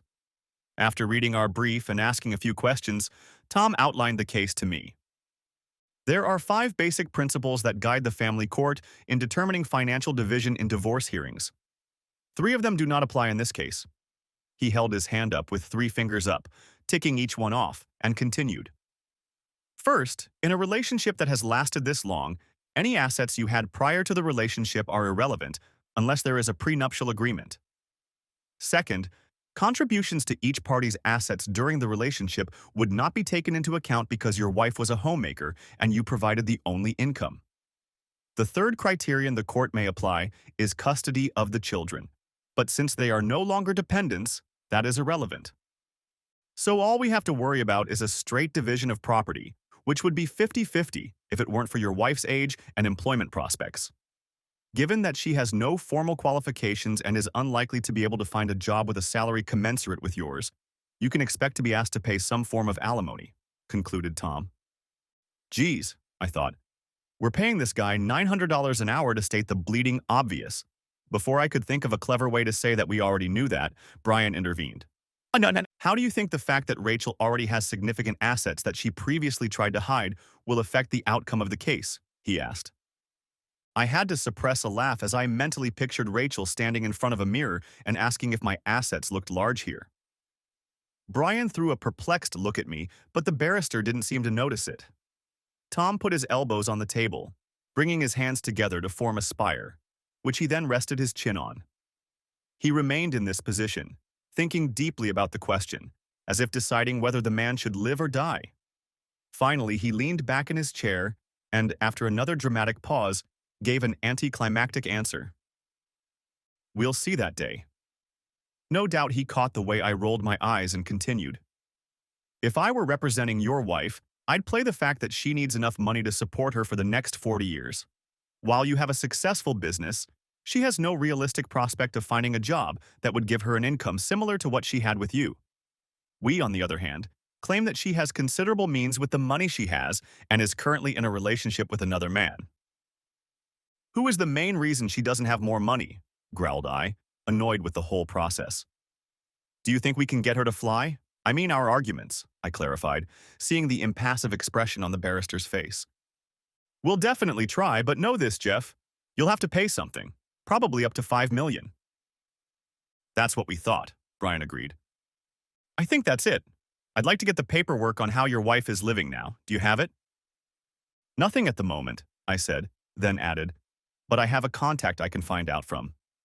Great, get on it and we'll talk closer to the hearing date. Tom closed the outline lying in front of him and pushed back his chair, preparing to get up and walk us out. I don't need to know anything else, do I? He asked cheerfully. I was about to stand up and was about to say no when Brian spoke. Yes, actually, there is. I looked at him with a blank face. You better tell him about the other 10 million? I sat back down as Tom muttered, What other 10 million? I mewed, trying to think of how to say it. I actually won 30 million, but I gave 10 million to my sister. She was part of your family syndicate? Asked Tom suspiciously. Well, we didn't have a family syndicate. I'd never bought tickets before, and it was just a fluke. You won the first time you bought a ticket? Tom snorted incredulously when I nodded. That's a fabulous story. They're going to have a day of glory. Is this here? He asked, pointing to the outline. Do you have proof that your sister was involved in buying the ticket? Yes, I called her before the purchase. I have a call log from my phone and hers too. Also the lottery ticket stub with the date and time 5 minutes after I spoke to her. I'm an independent director of the investment company we set up for her, and it's on the list of companies I work for. So you are a director of a $10 million company that you created for your sister after you won $30 million. I went on to explain that I was an independent director of many of the companies I worked for as an accountant. He still looked skeptical, especially when I told him that the company now had assets of over 14 million. What did she do? Got into the drug business? No, all legal and no violations, although many of my farmer clients consider futures traders to be criminals. Tom was still digesting the additional information and didn't smile at my attempt at a joke. Did the opposition get wind of this? Yes, they questioned my sister. That changes the case. They're going to push for it. If they succeed in derailing your story, that's their $10 million ticket. Tom put his hands up and put visual quotation marks around the word story to let me know he didn't believe me. Say, that's exactly why we got you, to make sure they don't violate anything, I replied, returning the ball to his hands. Yeah, I suppose that's true. The fact that it's an appeal will help. When you have 3 judges on the bench, they tend to move things along quickly. Your wife's legal team won't have much time to interrogate and nag witnesses. Anyway, that's it for now. I'll contact you about a week before then. He turned in his chair and tossed our folder on the floor behind his desk. Taking the other one, he turned and placed it on his desk. We were dismissed. Stepping outside, I looked around for something to kick, but saw nothing. Instead, I vented my frustration by slamming the car door. Easy, Jeff, Brian said, getting into the passenger seat. I ignored him and steered the car toward home. Outside the city limits, I pressed down on the gas pedal with determination. My day soon took a much worse turn when I ran into a radar trap at the crest of a hill. 15 minutes, $400, and 4 points taken off my driver's license later, I was even angrier. After dropping Brian off, I headed home, still in a foul mood. David was in the garden, mowing the lawn. An estate agent was due to come tomorrow to inspect the house and offer to sell it to me. He looked up and waved. I nodded curtly, slammed the door shut, and walked into the house. I don't know why I was so pissed off. It wasn't what I was expecting. This whole situation was throwing me off balance. I needed to get out and forget about it. I looked in the mirror hanging over the fireplace. To my surprise, Rachel's voice echoed in my head. "You need a vacation." I looked at the bags under my eyes and said to my reflection, "Yeah, I think I do." Sure enough, Charlie chose that moment to walk through the front door. "You know, talking to yourself is the first sign of insanity," she stated, coming up behind me and pinching my ass. I didn't flinch but turned to her as she walked towards the refrigerator. "When does the next vacation start?" "Not this Friday, but next Friday, thank God." Charlie pulled out a bottle of wine and poured herself a glass. "Would you like some?" "No thanks," I replied, heading towards her. I walked up behind her and put my arm around her shoulders and buried my face in her hair. Damn, I loved the smell of her. She pressed herself against me, and I felt myself getting an erection. "Hey, you old asshole, do you realize my sons are outside?" I ignored her. "Let's go on vacation," I muttered, pulling her to me. "I have to work," said Charlie, leaning back in her chair. "I'm sure school won't miss you for a week and then vacation starts anyway," objected I. "I have to pay." "Yes, but you have a very lenient banker." I moved her hair out of the way and nuzzled against her neck. She turned in my embrace and pushed me back slightly so she could see my face. "You're serious, right?" "Yes." "But where are we going to go?" "Wherever you want to go." "David," I cut in, "you can come with us." Sounds like you've thought of everything." She smirked and hugged me. "Not really, I only thought about it when you walked in the door. It just kind of worked itself out." "That's not your style at all." "Maybe you're influencing me," I ventured. "Okay, I'll ask tomorrow at school, but you decide where we go." Charlie kissed me on the lips and then pushed me away. "Now get out of my way so I can eat dinner." I went to get my iPad and brought it back to the kitchen so we could continue our conversation. I typed the word vacation into the search engine and looked at everything that came up. I was flipping through the pages when an idea hit me. "Hey, Charlie, why don't we do a mystery tour?" She threw me a perplexed look, peeling the husks off a corn cob. "We'll go to Sydney and take one of the airline's mystery flights. We'll spend a few days there and then return on another mystery flight to somewhere else. We play on a whim, no orders or deadlines. If we have fun, we stay. If we get bored, we go somewhere else." "For how long?" "How long do school vacations last?" 2 weeks. "Okay, then we're going away this weekend for 3 weeks, and back in time for school to start," said I, suddenly feeling very excited. Charlie was hesitant, but her boss didn't mind, and we went for 3 weeks. It probably helped that I was doing his annual tax returns and helping him with his retirement fund. The first flight took us to Adelaide, and from there we spent 3 weeks traveling around the country. First to Alice Springs, then Perth, then Hobart, Melbourne, and Brisbane. By the end of the trip, we were sick of airplanes. All too soon, we were home and back to reality. We were only 4 days away from the full family court hearing. I met with Brian, my attorney, but there were no new problems. I talked to my 2 daughters. They were a little cool to me. They had been since I told them about my new relationship.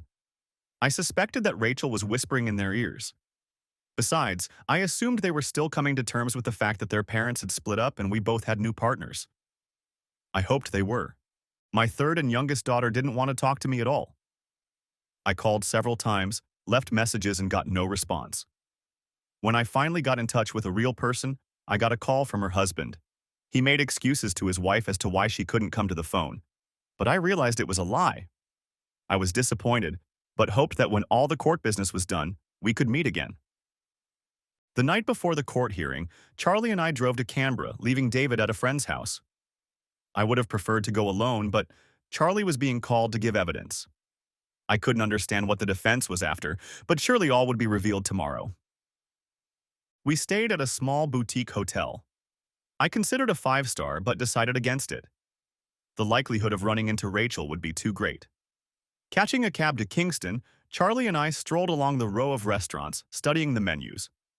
We stopped at a small Italian restaurant where most of the tables were taken. If the locals like it, then it's okay. Dinner went okay, but we weren't in the mood. Tomorrow was weighing on both of us.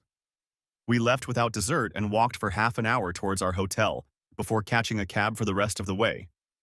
The next day, I woke up early. Amidst the hustle and bustle, we found a quiet coffee shop and took a table to have breakfast. My sister had called and was going to meet us, so we just drank coffee while studying the menu. A shiny new red Audi convertible pulled up to the coffee shop, and my sister got out of it. As she stepped inside, I waved at her and she walked over. "Hi, Jeff," she said, smiling broadly and taking off her sunglasses, then gave me a hug. "Hi, Jackie," she looked at me, then at Charlie. "Oh yeah, Jackie, this is my, uh, girlfriend, Charlie. Charlie, my sister, Jackie." "Hi, Charlie. Jeffrey has told me absolutely nothing about you, so I'm going to be asking a lot of questions," said Jackie jokingly, shaking Charlie's hand. "I know how you feel. I thought he was an only child until this court case," Charlie agreed. The girls sat down and barely took a breath for the next 30 minutes. Anyone watching would have thought they'd known each other for years. I watched silently, occasionally wrinkling my nose when the conversation turned to any of my many shortcomings. Intervening, I tried to change the subject. "Nice car. Is it new?" "Old. I've had it for 4 months now. There's a new model coming out next month, so I'm going to change it." My accountant brain kicked in, and I must have looked horrified as I automatically calculated the tax implications. "Oh, and you and Charlie will have to come to Sydney and see my new house." "New house? Don't you know that Sydney real estate is estimated by the major rating agencies to be overvalued by 15%? I said, showing my desperation. "Come on, bro. I'm just teasing." Jackie laughed, then turned to Charlie conspiratorially. "You'll have to watch him, you know. He'll make you live in a grass hut and eat berries if he thinks it'll save him money." "He's not that bad," Charlie replied, defending me. "I know Charlie, but he's fun to be with." They both giggled like little girls and I blushed. "So, did you buy a house?" I asked when the fun subsided. "Yes, a newly remodeled 3-bedroom house in Balmain overlooking the water." "Sounds expensive." "Just under 3. 100,000? Oh, Jeffrey, I thought you knew about Sydney real estate. You can't buy a 2-bedroom apartment in Balmain for 300,000. $1 million, old boy, $1 million. She watched my sour expression with bewilderment, then winked at me.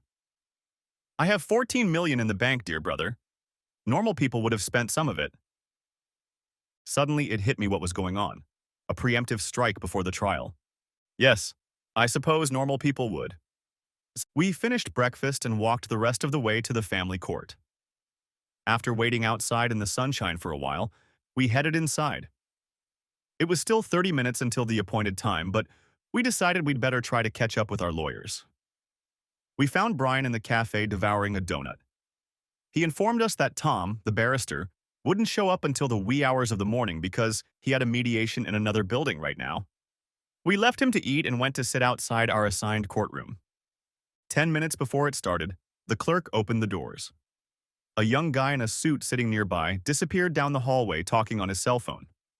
When he reappeared, he was part of a procession led by Nigel of Waters, Anderson, Nelson, and Kerr. Rachel walked next with Jacques by her side. On the other side of her, our youngest daughter held her hand and cast barbed glances at Charlie and me. A couple of junior lawyers and Rachel's attorney rounded out the group. They walked inside without looking at us. 5 minutes before the meeting started, Brian appeared, still devouring his muffin. He poked his head through the courtroom door and caught the attention of the clerk. The clerk led Charlie and Jackie further down the hall and through another door into the waiting room. Brian and I entered the courtroom and took our seats. It was bright and spacious, like a modern office. The judge's bench was on a small dais at one end. Three large black leather swivel chairs stood empty behind the bench. In front of each chair, a microphone protruded from the bench. In front of it and just below it, at computers, sat the court staff. In a separate area to their left was another chair to what I assumed was for witnesses. Brian and I sat at a white-top table directly across from the court staff. A microphone and various power cords were scattered on it. Tom, my barrister, came in and plugged in his tablet and then sat down scrolling through his phone. There was a tiny area behind us for spectators or friends, but in my case, those seats were empty. To our left, Rachel's side, sat my daughter and Jacques. Behind us, my soon-to-be ex-wife and her legal team. The court clerk stood up and asked everyone to stand, and the three judges came in and sat in their chairs. The usual introductions took place, after which the Chief Justice told Nigel to begin. He stood up and began by briefly thanking the judges for allowing the appeal, then asked the secretary to get Charlie.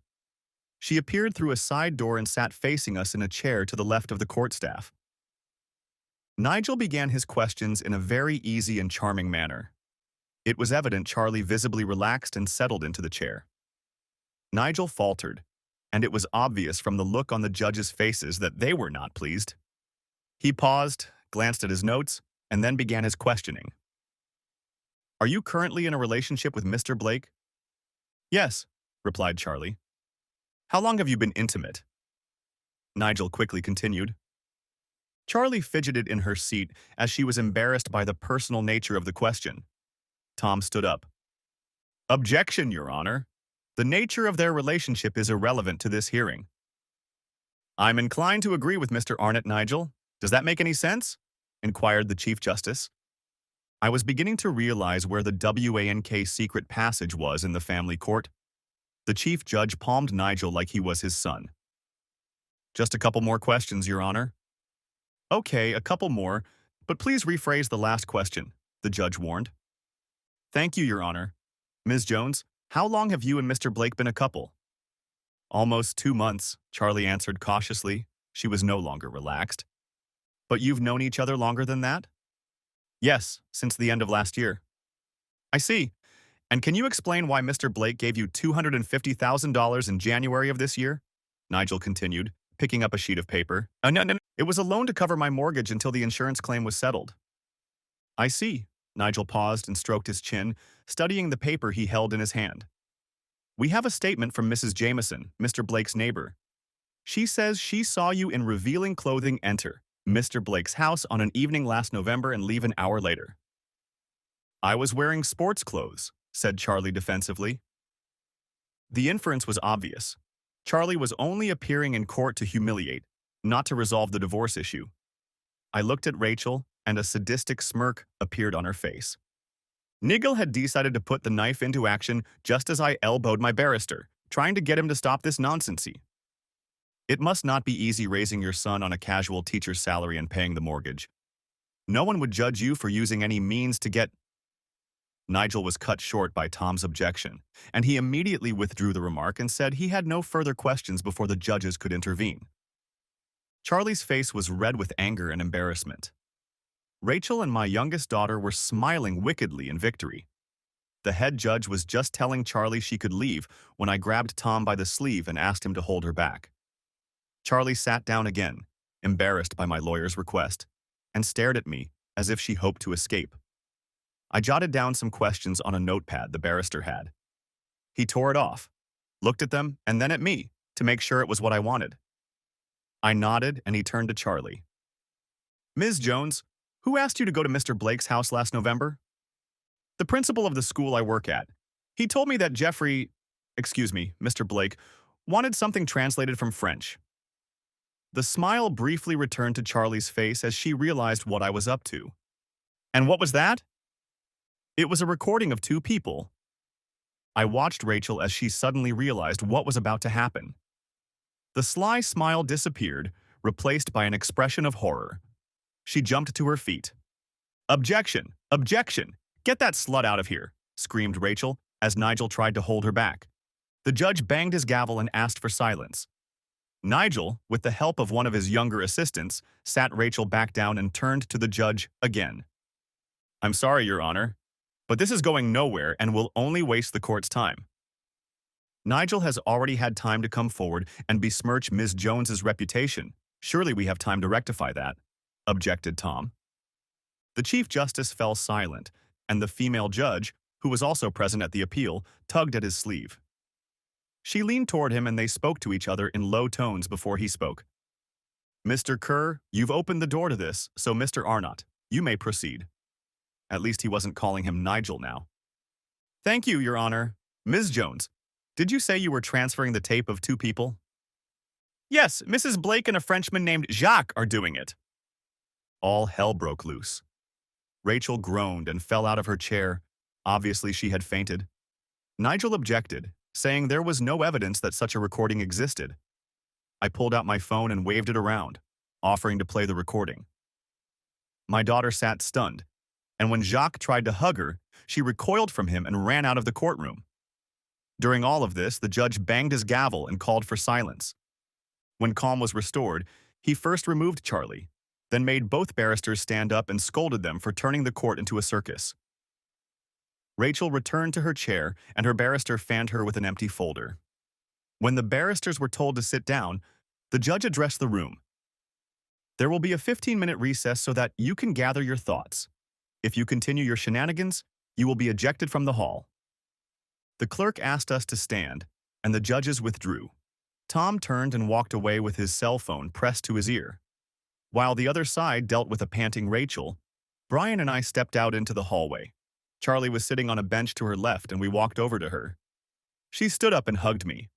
That was awful, she muttered in my ear. I'm really sorry. I won't do it again. I'll make sure you don't have to. I hugged her tightly until a voice came from behind me. Daddy? I turned my head. Standing next to Brian was my youngest daughter, Julie. He excused himself and hurried away. Charlie let go of me, but I continued to hug her. There was an awkward pause before I introduced them to each other, and they shook hands firmly. I'm so sorry, Daddy, Julie whispered. It all happened so fast and Mom was talking about you. And it's just not fair. Julie cried, and Charlie pushed me toward her. I hugged my daughter for the first time since Christmas Eve, and despite all the shit going on, I felt good. I wish I could say she showed the same warmth to Charlie, but you can't have everything. Maybe in time. Brian waved at me from the door to the courtroom, and I turned to Charlie. Do you want to come in? You won't mind if I don't come in, she asked with pleading in her eyes. No, it's all right. I understand everything.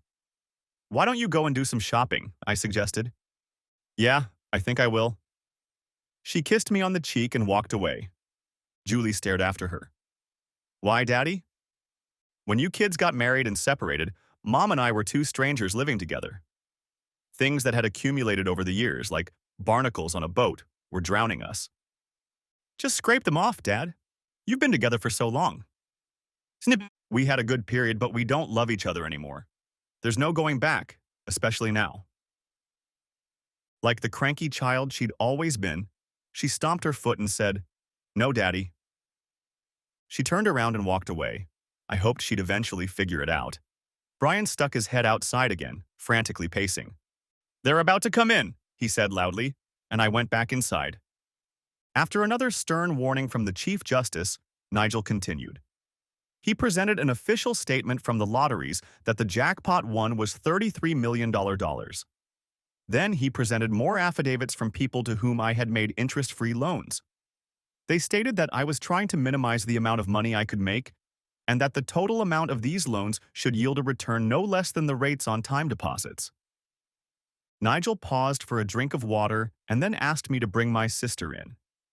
Jackie entered with a confident and calm demeanor. Nigel questioned her for 20 minutes, trying to get her to deviate from the statement she had given earlier. Tom was doing an excellent job.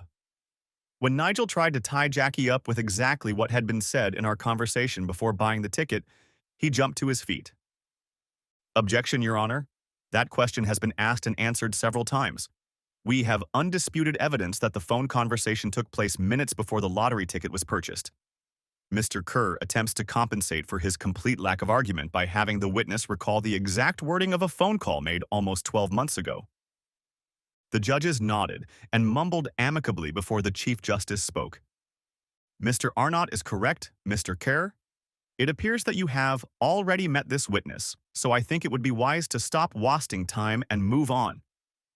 Very well, Your Honor, Nigel said, a look of desperation on his face. May I have 5 more minutes with this witness? Yes, but please stay off the old barren ground. Miss Blake, why haven't you spent the money you won so far? You'll have to get an update, Mr. Kerr.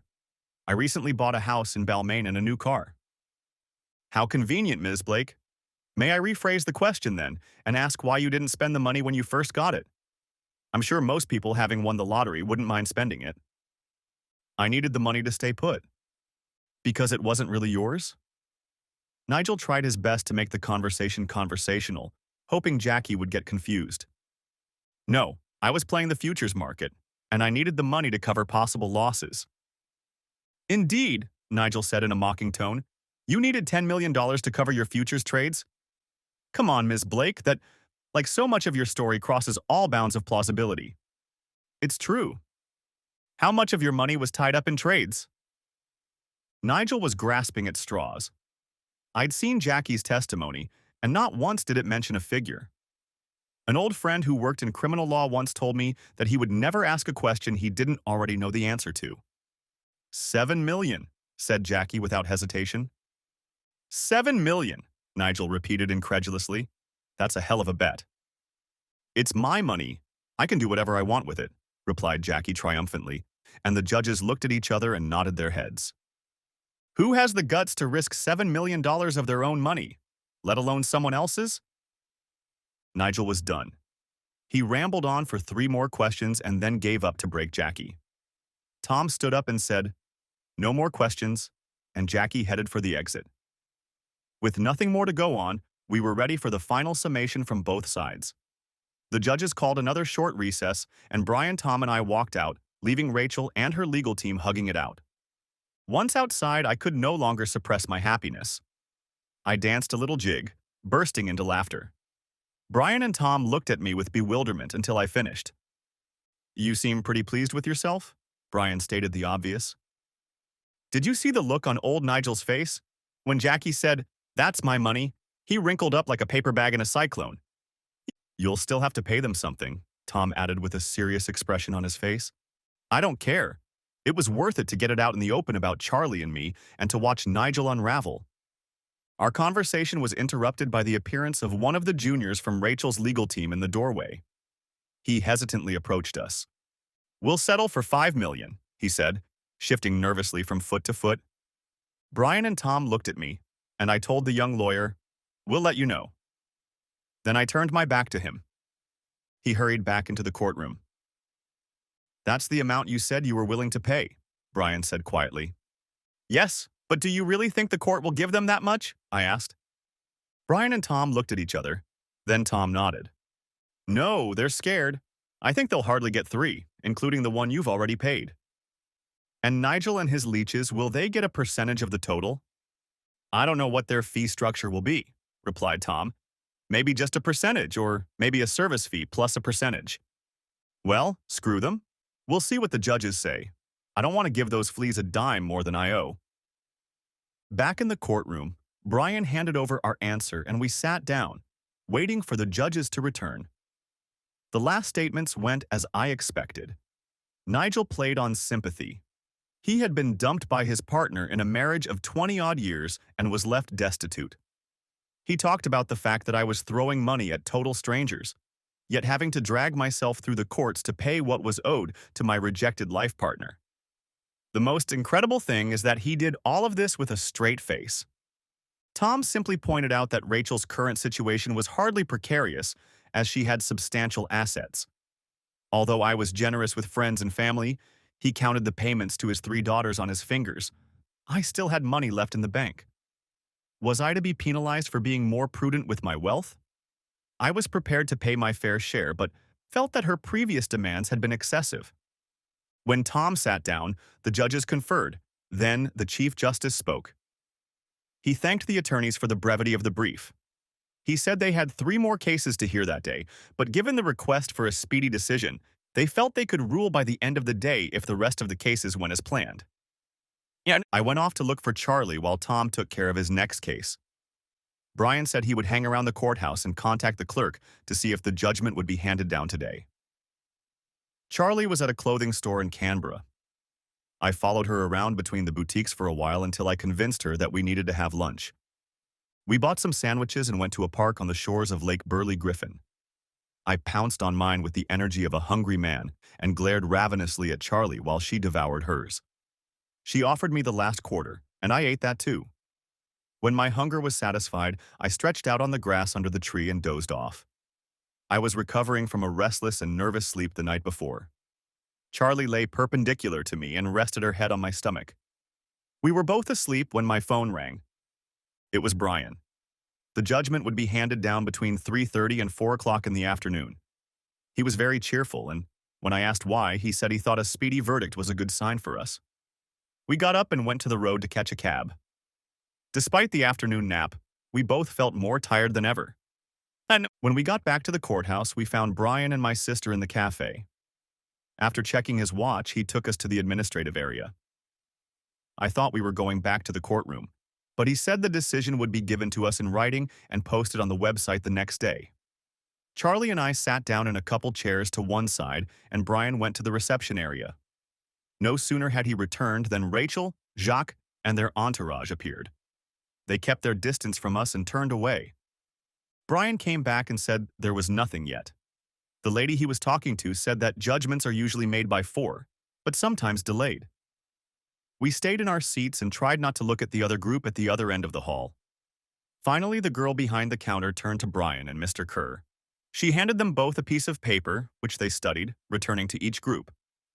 Brian looked at me with a poker face and handed me the document. "Just tell me what it says," I snapped back. "The bottom line is 2.5 plus 50% of the sale price of the family home," Brian replied with a smirk. "Including the $1 million I've already paid, or on top of that?" "Including," Brian confirmed. "Oh shit, so I only have to pay 1.5? I couldn't believe it. "Let's go celebrate," my sister chirped. "Wait," I warned. "Is that it?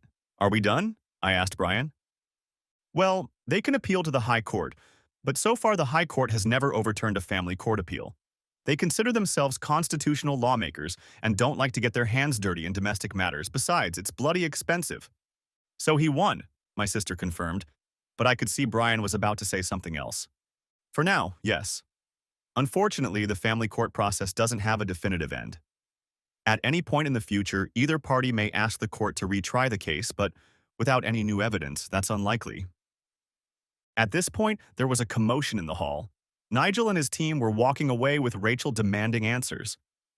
"But you said, how can they? This isn't right. There must be something." She stopped and they kept walking. She turned to look at Jacques, but he shrugged and followed the lawyers out. At that moment, Rachel looked at me. The bravado was gone, and she was close to tears. She was as vulnerable as I'd seen her in 20 years. She pulled herself together, adjusted her coat, and followed her beau out the door. The only sound was the echo of her heels clicking on the polished concrete. I had won, but at that moment I didn't feel like a winner.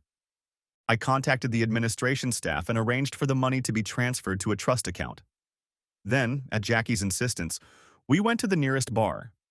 There, a bottle of the most expensive champagne was purchased and we sat down at a table.